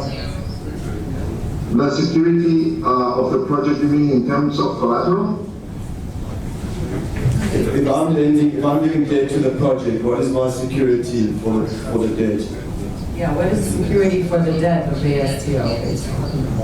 The land, the project is valued at about $8 million right now. The idea to receive the loan in tranches is so that we can bring the LTV from about 68% initially to 47%. So the STO will always be backed by the entire real estate asset, which is comprised of about 20 more hectares to develop and a stock of units, houses ready for delivery worth $881,000. And are any of those houses being pre-sold, or will they be before construction? The idea, and this is how we've been working so far, is that we do pre-sales. However, there's always a need for having some homes ready for delivery. That's why we usually have a stock of homes. And the townhouse style apartments, we don't have any of those. So we need to start building one of those as we start in the pre-sale. Therefore, the use of the funds that will be requiring as the first tranche. Thank you. All right. Thank you. Thank you so much, Abdir. Thank you for chiming in at 4 in the morning. So, all right. Thank you, everybody. Okay, thanks, guys. You guys learned fast. Thank you. All right, and last but not least, we got Lynn Hopkins all the way from Alabama with his awesome Opportunity Zone project. See if I have your presentation. Ready to go. Here, this is for you.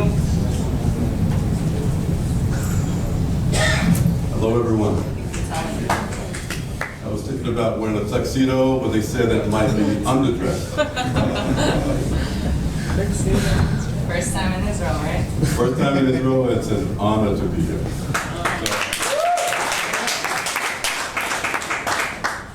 So, End of the day, I'm going to steal some time. So from Alabama, and I'm a country boy. So a country Pentecostal, being in Israel, I am in heaven. So. There you go. Left. This one. The right. The right. Again, I am Lynn Hopkins, CEO of Turnian International, and we are actually based in Birmingham. We have several offices throughout the country. Our project is Come Home to Birmingham. Our project's called Come Home to Birmingham because after the Industrial Revolution, we had a lot of migration from Birmingham. So the population went down from about 350,000 people to about where it is now, 220,000 people. So this project was designed to actually bring people back into Birmingham.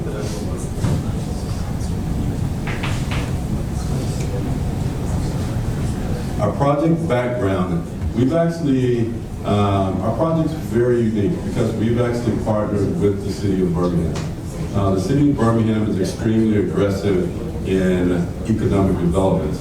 So it's also a very safe harbor for investors. The city has a bond rating of AA and also has a credit rating of A-, 2. The city also, during that migration, what happened was the city actually, through tax delinquency, was able to recoup about 30,000 properties. No city is in business to actually hold properties. So as a son, we presented a plan, and the plan was to redevelop 7,500 homes for the city of Birmingham.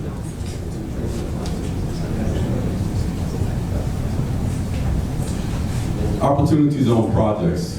Our project is a mass housing project. Right now, about 70% of the market in Birmingham is about 60 years old. So the housing stock is also old, and the city is now growing back to main capacity. So we have a need for affordable housing, and America has a need of affordable housing. We're down probably about 4 million units throughout the United States for affordable housing. The map that you see is actually of the Opportunity Zone areas in Birmingham. Birmingham is actually the only city that has Opportunity Zones in all of the political districts. And to tell you about the Opportunity Zone was created by our wonderful president, who was a lover of Israel. Amen? So it was created as a tax incentive to get somewhere between $6 and $10 trillion off of the shelf. These are capital gains monies that have just actually not been moving whatsoever. The cool thing about the program, it was actually designed to redevelop underprivileged areas with Black and brown people like myself. So about 70% of the United States is actually in Opportunity Zones. So you've got $6 to $10 trillion trying to get into communities that look like my community. So there's a lot of projects that are going on, but no one has actually ever figured out the right structure to make those projects safe investments. We believe we have. Persephone is our security token that we will work with SolidBlock to actually eventually get out. And it's a faith-based platform.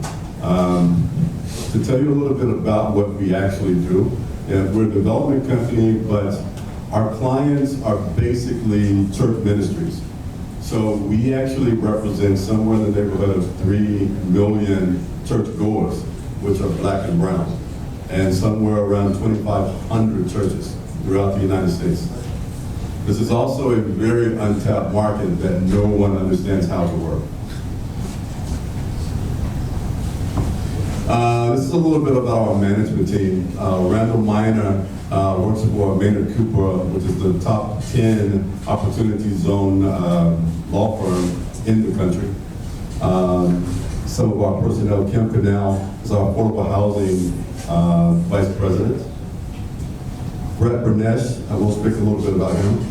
We partnered to deliver 7,500 homes. You need a delivery system.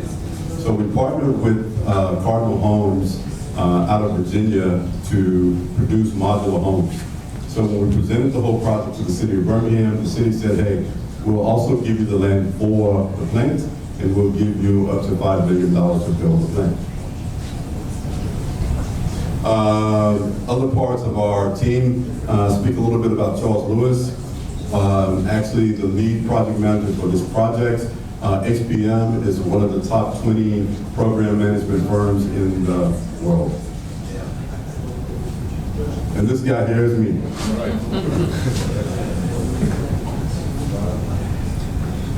Talking about our partners again, Harrington Architects is our local partner. We have several subsequent partners to actually help get a project this big out. So we're actually working with as many as 100 ministries in Birmingham that have an average attendance of somewhere between 300 and 500 members. Because in order to build the houses, you also have to have a sale market. So these ministries are also going to provide our marketing for the actual selling of the houses. Craftsman & Gordy is the largest general contractor in the Southeast. We have developed a relationship with them over the past 20 years. Center House Buyers is also one of the top flipping companies, the best way to say it, best house flipping companies in the United States, and works with Dan Merrill. Cardinal Homes, again, is also our modular housing manufacturing partner. We love this project because the city of Birmingham is extremely excited, and the city is also very aggressive in economic development. So our very first project, the city already has an investment of over $200 million within 2 miles of this project. So what you're seeing here is the Crossplex, which is a state-of-the-art $70 million facility that the city just finished within the last 6 years. Our key project is actually only 2 blocks away from this particular project, which was just finished for $60 million.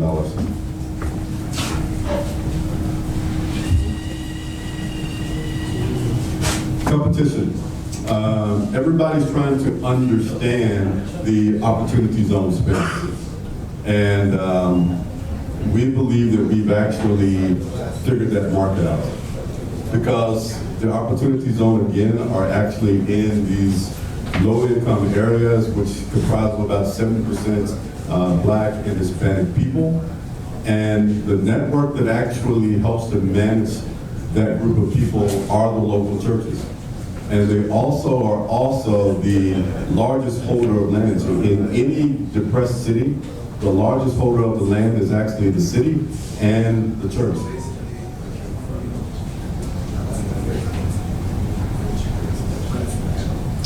The city's commitment to this project is we're actually getting the houses. The city owns somewhere between 10 and 15,000 houses and or parcels. So the city is actually giving us the parcels. The city is also given a sales tax abatement on the initial construction of the new houses, which actually equals somewhere around about a 10% savings on construction costs. They're also giving us a 5% property tax abatement on the houses, which is also because we're getting these abatements doesn't mean that we're not going to charge taxes. So we're still going to recoup that, and that's actually going to be equity in our projects. First phase of our project is $53 million over a year and a half. And phase 2, because In phase one, we're actually building the plant to be prepared for phase two to actually deliver all of these units. And phase two is projected to be $1.5 billion over 7 years. Our margin is actually expected to be higher, but we didn't want to show that we didn't think you guys would believe the numbers, but we are definitely able to prove our 13.5%.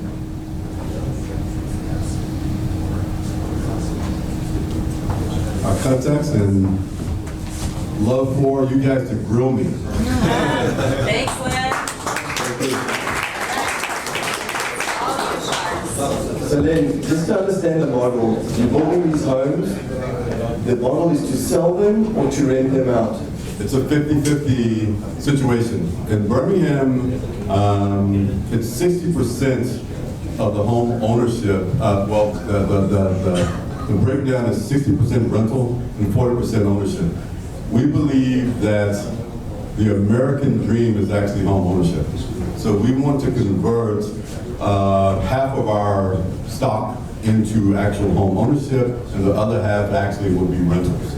So these are the rentals that we want our investors to actually hold for the maximum time of 10 years, which actually makes the opportunities. Exactly. The tax benefit is absolutely great. So what are the yields then on a 10-year hold on the rental model? Well, I'm going to give you guys I know are going to get the full pro forma, but I can tell you now. The city of Birmingham, we experienced 7% home value gain per year, and it's been consistent for the last 4 years. 10 years, we're expecting to get at least 5% home value increase. Also, we're expecting somewhere around 15% ROI on the individual homes per year. And at the end of the 10 years, and as you know about the Opportunity Zone, you actually don't pay federal taxes for the whole 10 years. And you don't pay federal taxes even on the sale after you exit. Very interesting. Just by the way, we bought a multi-family complex in Montgomery, Alabama, last month. And we had wonderful hospitality there, so it's great that you came out here, and good luck with it. You're speaking about Montgomery. The Air Force in Montgomery, Maxwell Air Force Base, has actually asked us to come into Montgomery to do 800 homes. Really? So we have tenants in our complex are employed by, some of them are employed by the Air Force Base there. The Air Force Base is expanding. I didn't expect to answer this question, but the Air Force Base is expanding. Our president is putting an additional $200 million into our Air Force. So part of that actually includes housing. Yeah, part of the checks we did is that that's boosting demographic growth in specific areas, which I assume. So you're probably in Prattville. Yeah. Yeah? That's a great market. Yeah. You're going to see good returns. Thank you. Thank you very much for coming over to Israel. Very interesting project. You said you had some obstacles to overcome, and more correctly, you said you've overcome those obstacles via sort of a combination of sort of a macro help from the city and a micro help from the local communities. Yes. You also said you're fractionalizing stuff, like properties and whatnot. You're fractionalizing the real estate. Yes. So how exactly are you fractionalizing it? Are you giving people part ownerships, these sort of investment groups? How does that work exactly? Well, the ownership is actually going to be in the rental pieces of it. So we're probably talking somewhere between 2,500 and 3,500 units that we actually will rent. So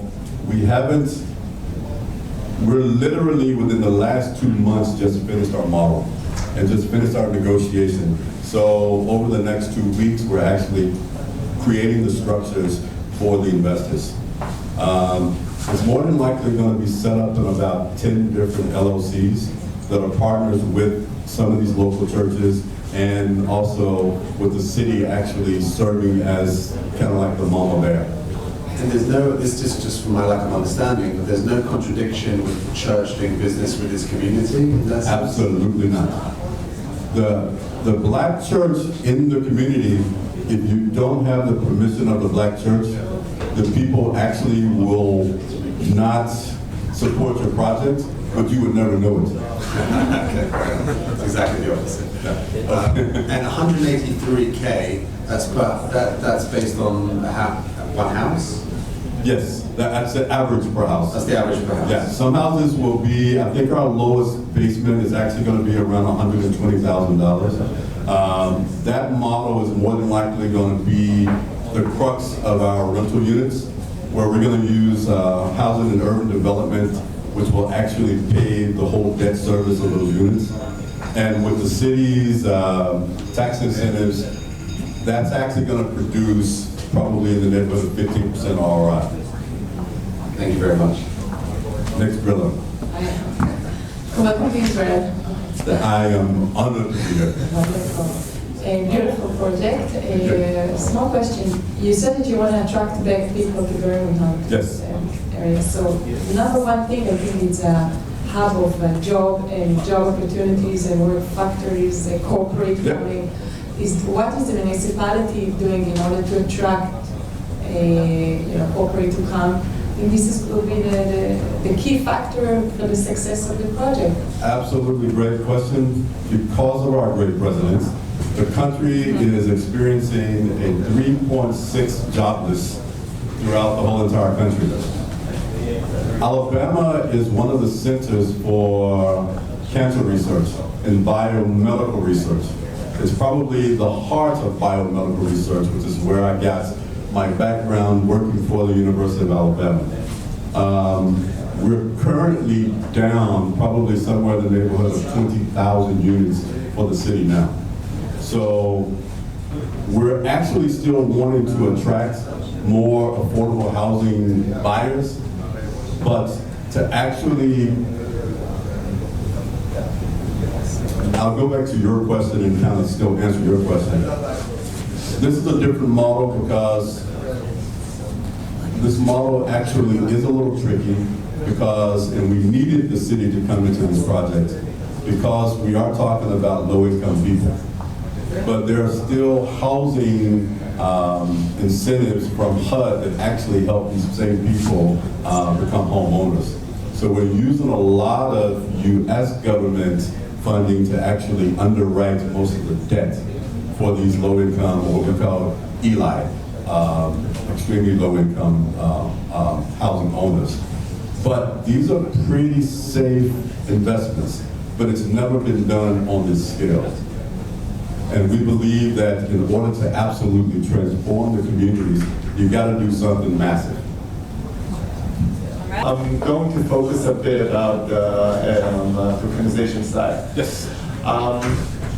You're going to be running an STO. Hopefully, it will be successful. The day after, the investors will be holding a token. How does it? Isn't there any contrast to the liquidity, meaning that the investor can now sell the token, but on the same side, you have all the capital gain tax incentives, which tells you, okay, hold on to 10 years and then you'll enjoy it. Well, we would actually hope that they would get the maximum investment by holding for 10 years, but the program actually is a side step. It's a step. There's a 5-year plan, there's a 7.5-year plan, up to a 10-year plan. So in order to get the full maximum, I don't pay taxes, I hold it for 10 years. Yeah. So if you sell your token, we thank you for your money, but you're not going to make the maximum investment return. All right, thank you, Lynn. Thank you very much. Right. You guys thought this was the end, huh? First of all, before we go into this quick panel of the CEOs of companies that are doing and leading the space, I just want to thank the Sharks. You were amazing. The questions you asked, tokenization, tokens, and real estate, amazing. Thank you so much. Okay, I'd like to invite here the CEO of SolidBlock, Yuval. Okay, he's not coming, he's not paying attention. So that's you, yes. This is the CEO of SolidBlock, Yuval Wurzburger. Come grab grab a chair. All right, so then Tal Eliashiv was the managing partner of Spice PC and a co-founder of Securitize, founder of Securitize. Bring it over here, bring the chairs over.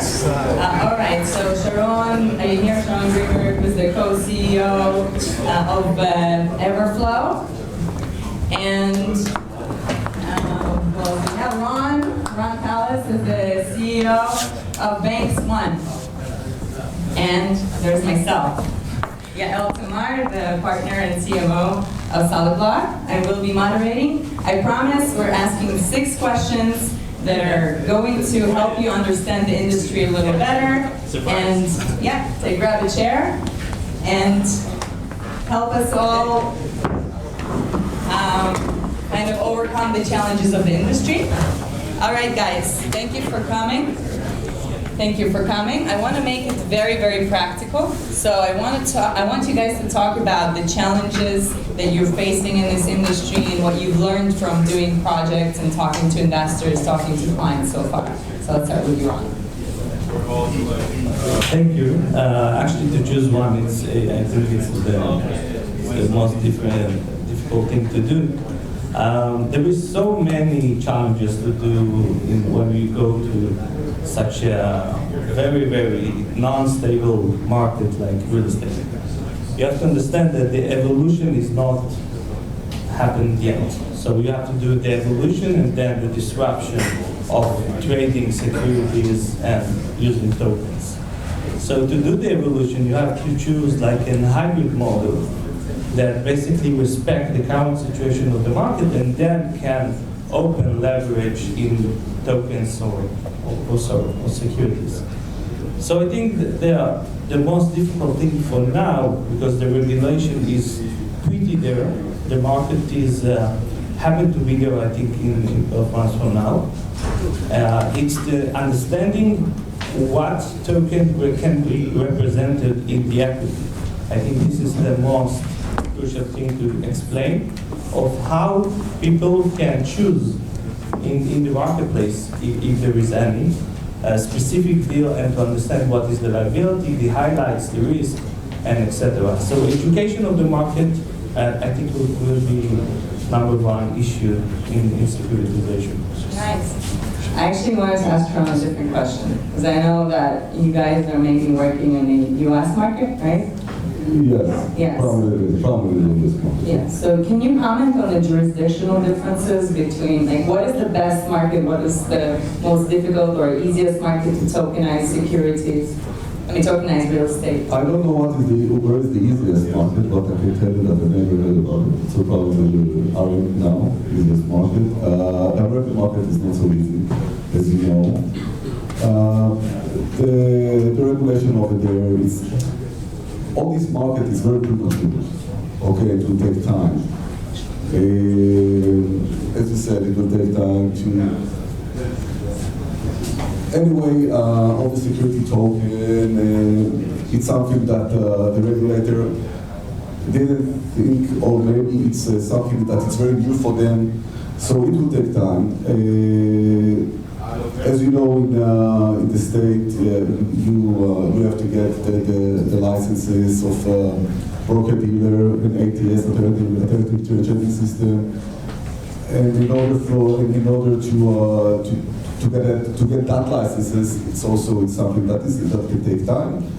And even if you got those licenses, you're very limited to the investor that you can talk to, okay, which is right now the accredited investors.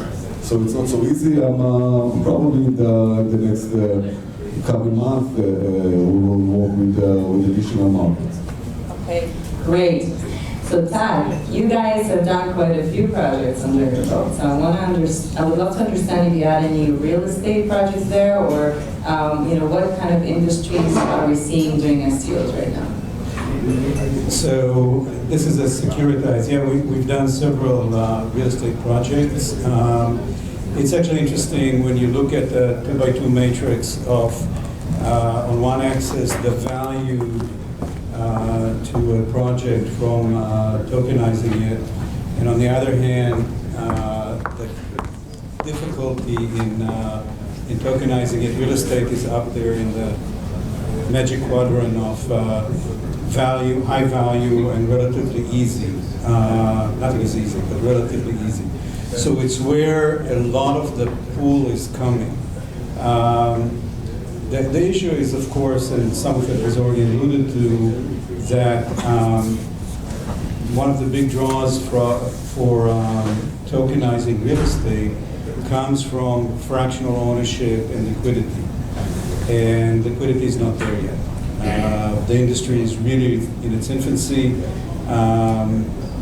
Institutional investors are not in yet, so there is not a lot of volume in this industry. We see early projects that are going in. I think the most notable one that Securitize did was Aspen Coin. It's fractional ownership of a ski resort in Aspen. It's only just part of the resort, not the whole ownership. An interesting one, but it's just the beginning. I think that the industry is still waiting for big, interesting real estate projects like, $1 billion, $2 billion projects, and they're not there yet because they need institutional investors as part of it. In terms of what we've seen more coming in terms of tokenization, the ones that have been the most were funds, VC funds, hedge funds, and the likes. We're beginning to see debt coming in, so debt projects that are being tokenized, not just in real estate, but in other places.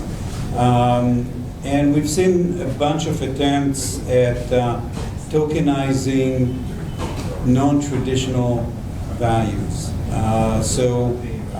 Things like tokenizing future income from projects. So tokenizing fruits of projects rather than ownership of the projects and so on. But like everything else, liquidity is going to be key. The first major milestone of having a marketplace in the US for digital securities has already been there with Open Finance, but it's not doing extremely well. It's not doing extremely well first because there are not masses of digital securities in the market yet, and because their offering is pretty non-attractive, to say the least. So market is still waiting for several other marketplaces for digital securities and for more and more interesting projects to ride digital securities platform to bring more interest into this market. Because liquidity is not just where you can trade, it's also the story, right? People need to be interested in that type of asset to invest in it. And it's there to a certain degree, but it's really early in the industry. And I think the market was expecting a direct continuation of what happened with crypto back in 2016 and 17. But this market is different. It's fraught with regulations. Regulations are very local. It makes things very, very complex. So it's lower in the volume. Cool. Yuval, and I ask you this on a daily basis. Why should anybody care, and why does real estate need blockchain and tokenization? Excellent question. I think we should care because real estate hasn't really changed. Real estate hasn't really changed much since real estate was became an asset and started to be traded and to be offered as an investment opportunity. And what we're seeing is a market that is illiquid and difficult to transfer, to hold, to trade. There is a lot of regulation. There is a lot of legal work in order to buy and sell an asset, in order to set up a deal. There's a lot of people, hands that are involved when the digital world and tokenization can offer a lot of opportunities in terms of the supply chain of how assets are handed from one person to another or from one institution to another. And you can see that that the way dividends are distributed, the banking system, there's a lot of people who are intermediaries that are cutting into the flow and into the cost. And there are a lot of efficiencies that the blockchain offers, and also a certain level of transparency into an asset, into the performance of the asset, into rents, expenses, the way things are handled in terms of payments. And I think that there's a whole world that is going to be disrupted, a whole world of real estate that's going to be disrupted. Right now it's slow and it's difficult, and we have to deal with a lot of regulation, a lot of red tape. But I think that once the framework is established and once we get a few of these off the ground, then people will come around and it will become more liquid. And once we see the transparency and we'll see the data and you'll see underneath the hood, you'll actually get a much better, more real estate market, not inflated prices, crazy valuations and things that are disconnected from reality. Awesome. Ron, back to you. So you guys, I think, are focused on like really democratizing the real estate and giving people access. What kind of projects in real estate are best to tokenize and really to kind of enable for the public to own through tokenization? So first of all, our main focus is not democratized, but more to bring, I could say, easily an ability to invest and to be part of those premium assets out there. Because most of them is basically belong today to professional holding companies, REITs, funds, and other institutional investors. And those assets basically, which now is handed over to us, is not handed over to the public. And I think the public will not be the first adopter for biosecurities token, or specifically in real estate, because they would like to see a professional entities that have the stamp on it and participate in it, trading, and there is a sufficient amount of liquidity out there to be safe to have a $100,000 in a specific debt or equity building. So I think there will be like wave 2 or 3. This is how I see it. The institutional will be the first one, and then professional holding companies will see the appetite, the speculation on top of the valuation, which is estimated around 10 to 20%. Potentially, and then we will see retail and more pools of investors that divide into this vehicle. Cool. So that brings me to my question to Sharon, because you and I used to discuss marketing of this industry. So let's say if we go to institutional investors now, how can we make tokenized investments super attractive to them? And then if we drill down then to, let's say, accredited or retail, what is a different approach in which we can do marketing in order to sell these tokenized securities? Yeah, before I think that it will be very, it will take time for an institution to come into this area before we're going to start working with the accredited investors and even retailers. As Tal said, there are a few, let's say, challenges. I think that the most problematic things is before the liquidity is the trust. Unfortunately, we are in the market that a lot of media, okay, it says, there's a problem of fraud, of money laundering. Okay, so in order for them to join the game, okay, it's something that will take time, and I think that we'll have to start from the grassroots. Okay, from the small investors. Okay, when the small investor, when we will give them the option for those small investors to invest like institutionals, okay, in a big, let's say in a big project that usually they haven't had the chance to be exposed, okay, then the change will start, and then the institution will be also in. Nice, I like it. We have a difference of opinion here. Ron thinks that we're starting with institutional. Sharon thinks we're starting with the little guy. So you're welcome to put the bets in. A year from now, we'll come back and see who's right. Awesome. So, Todd, you were talking about some non-standard and interesting business models, such as tokenizing the fruit of the business, which actually was kind of the purpose of most ICOs, right? So utility token was kind of your ticket to ride the future train, which never arrived. But nevertheless, did you see any other interesting things, like maybe, I don't know, tokenizing carbon emission, carbon credits, or tokenizing, I don't know, savings from whatever? I've seen a few interesting things, though. I'm curious about your experience. Sure, so I'll maybe give 2 or 3 examples, short ones, for flavor, but your imagination can take you anywhere. Yes, I've seen carbon credits. There are quite a few initiatives looking to tokenize it. Carbon credits are basically commodities, like anything else. They have value, they're traded today, right? So tokenizing is really not that unorthodox in thinking. But my world is looking mostly at tokenizing securities, right?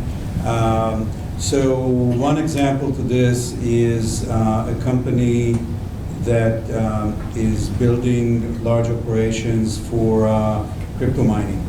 And basically what they're tokenizing, what people are investing in is becoming part owners in a large facility for crypto mining. And what they do is, at the end of each day, they distribute to all token holders 80% of what was mined that day, right? So you get 80% ownership of the production of that facility. It's distributed to all token holders, to the token, every day. Now, it's not something that is possible using other means, because distributing dividends every day is just not practical. Here, because everything is smart contract based and digitized, it's a non-issue. So that's one example. The other one is lottery.com. It's a lottery operator that operates lottery for charities and states. And a typical lottery operator like the Lotto here in Israel would take the proceeds every week from selling tickets and divide it to 3 pieces. One goes to winnings, the other one goes to the cost of operation, and the third one is the cut that it goes to the operator, sorry, the entity that runs this lottery. In our case, it's the state of Israel, right? What Lottery.com did is they added another slice, and it goes to the token holders.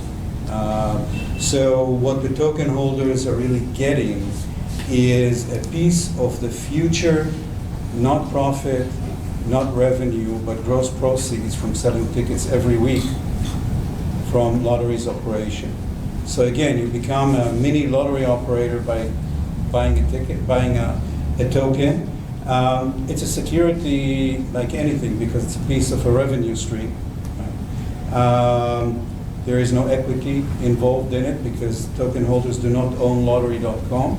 They just own a piece of the fruit of their operation. So two different examples. Very cool. Very different. Yeah. Okay, awesome. So Yuval, we're going to finish up with you because I love to finish on time and start on time. And me too. Yeah, yeah. Data. You mentioned data, and you mentioned transparency and how blockchain can be useful in this tokenization process beyond the fundraising. So I'd love for you to expand on that. Like, what can we offer potentially in the future? What kind of services? What is the vision for tokenization that starts with fundraising, and where does it end? That enables you to write a transaction and be able to track it, the data is also available to anyone who's looking at that code, or to anyone who can access it.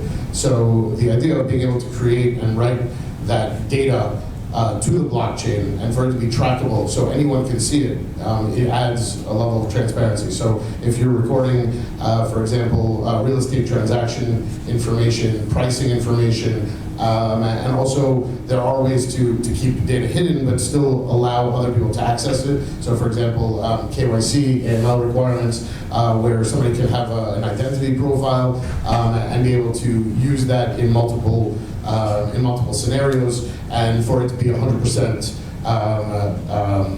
accurate, 100% reliable.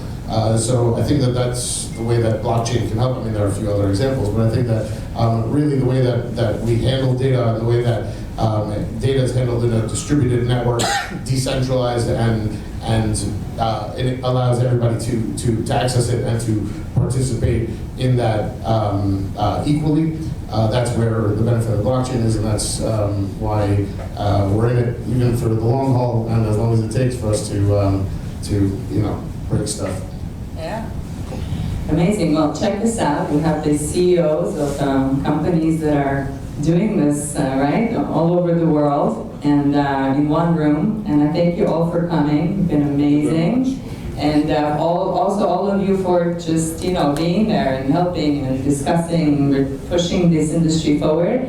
Thank you guys for coming. You've been incredible. It's jam-packed 2.5, 3 hours together. I will connect everybody. So I have everybody's information to connect the sharks with the projects with the sharks. Anybody who wants introduction to one of these panelists, reach out to me and I will facilitate. Thank you so much. Viva la Tokenization.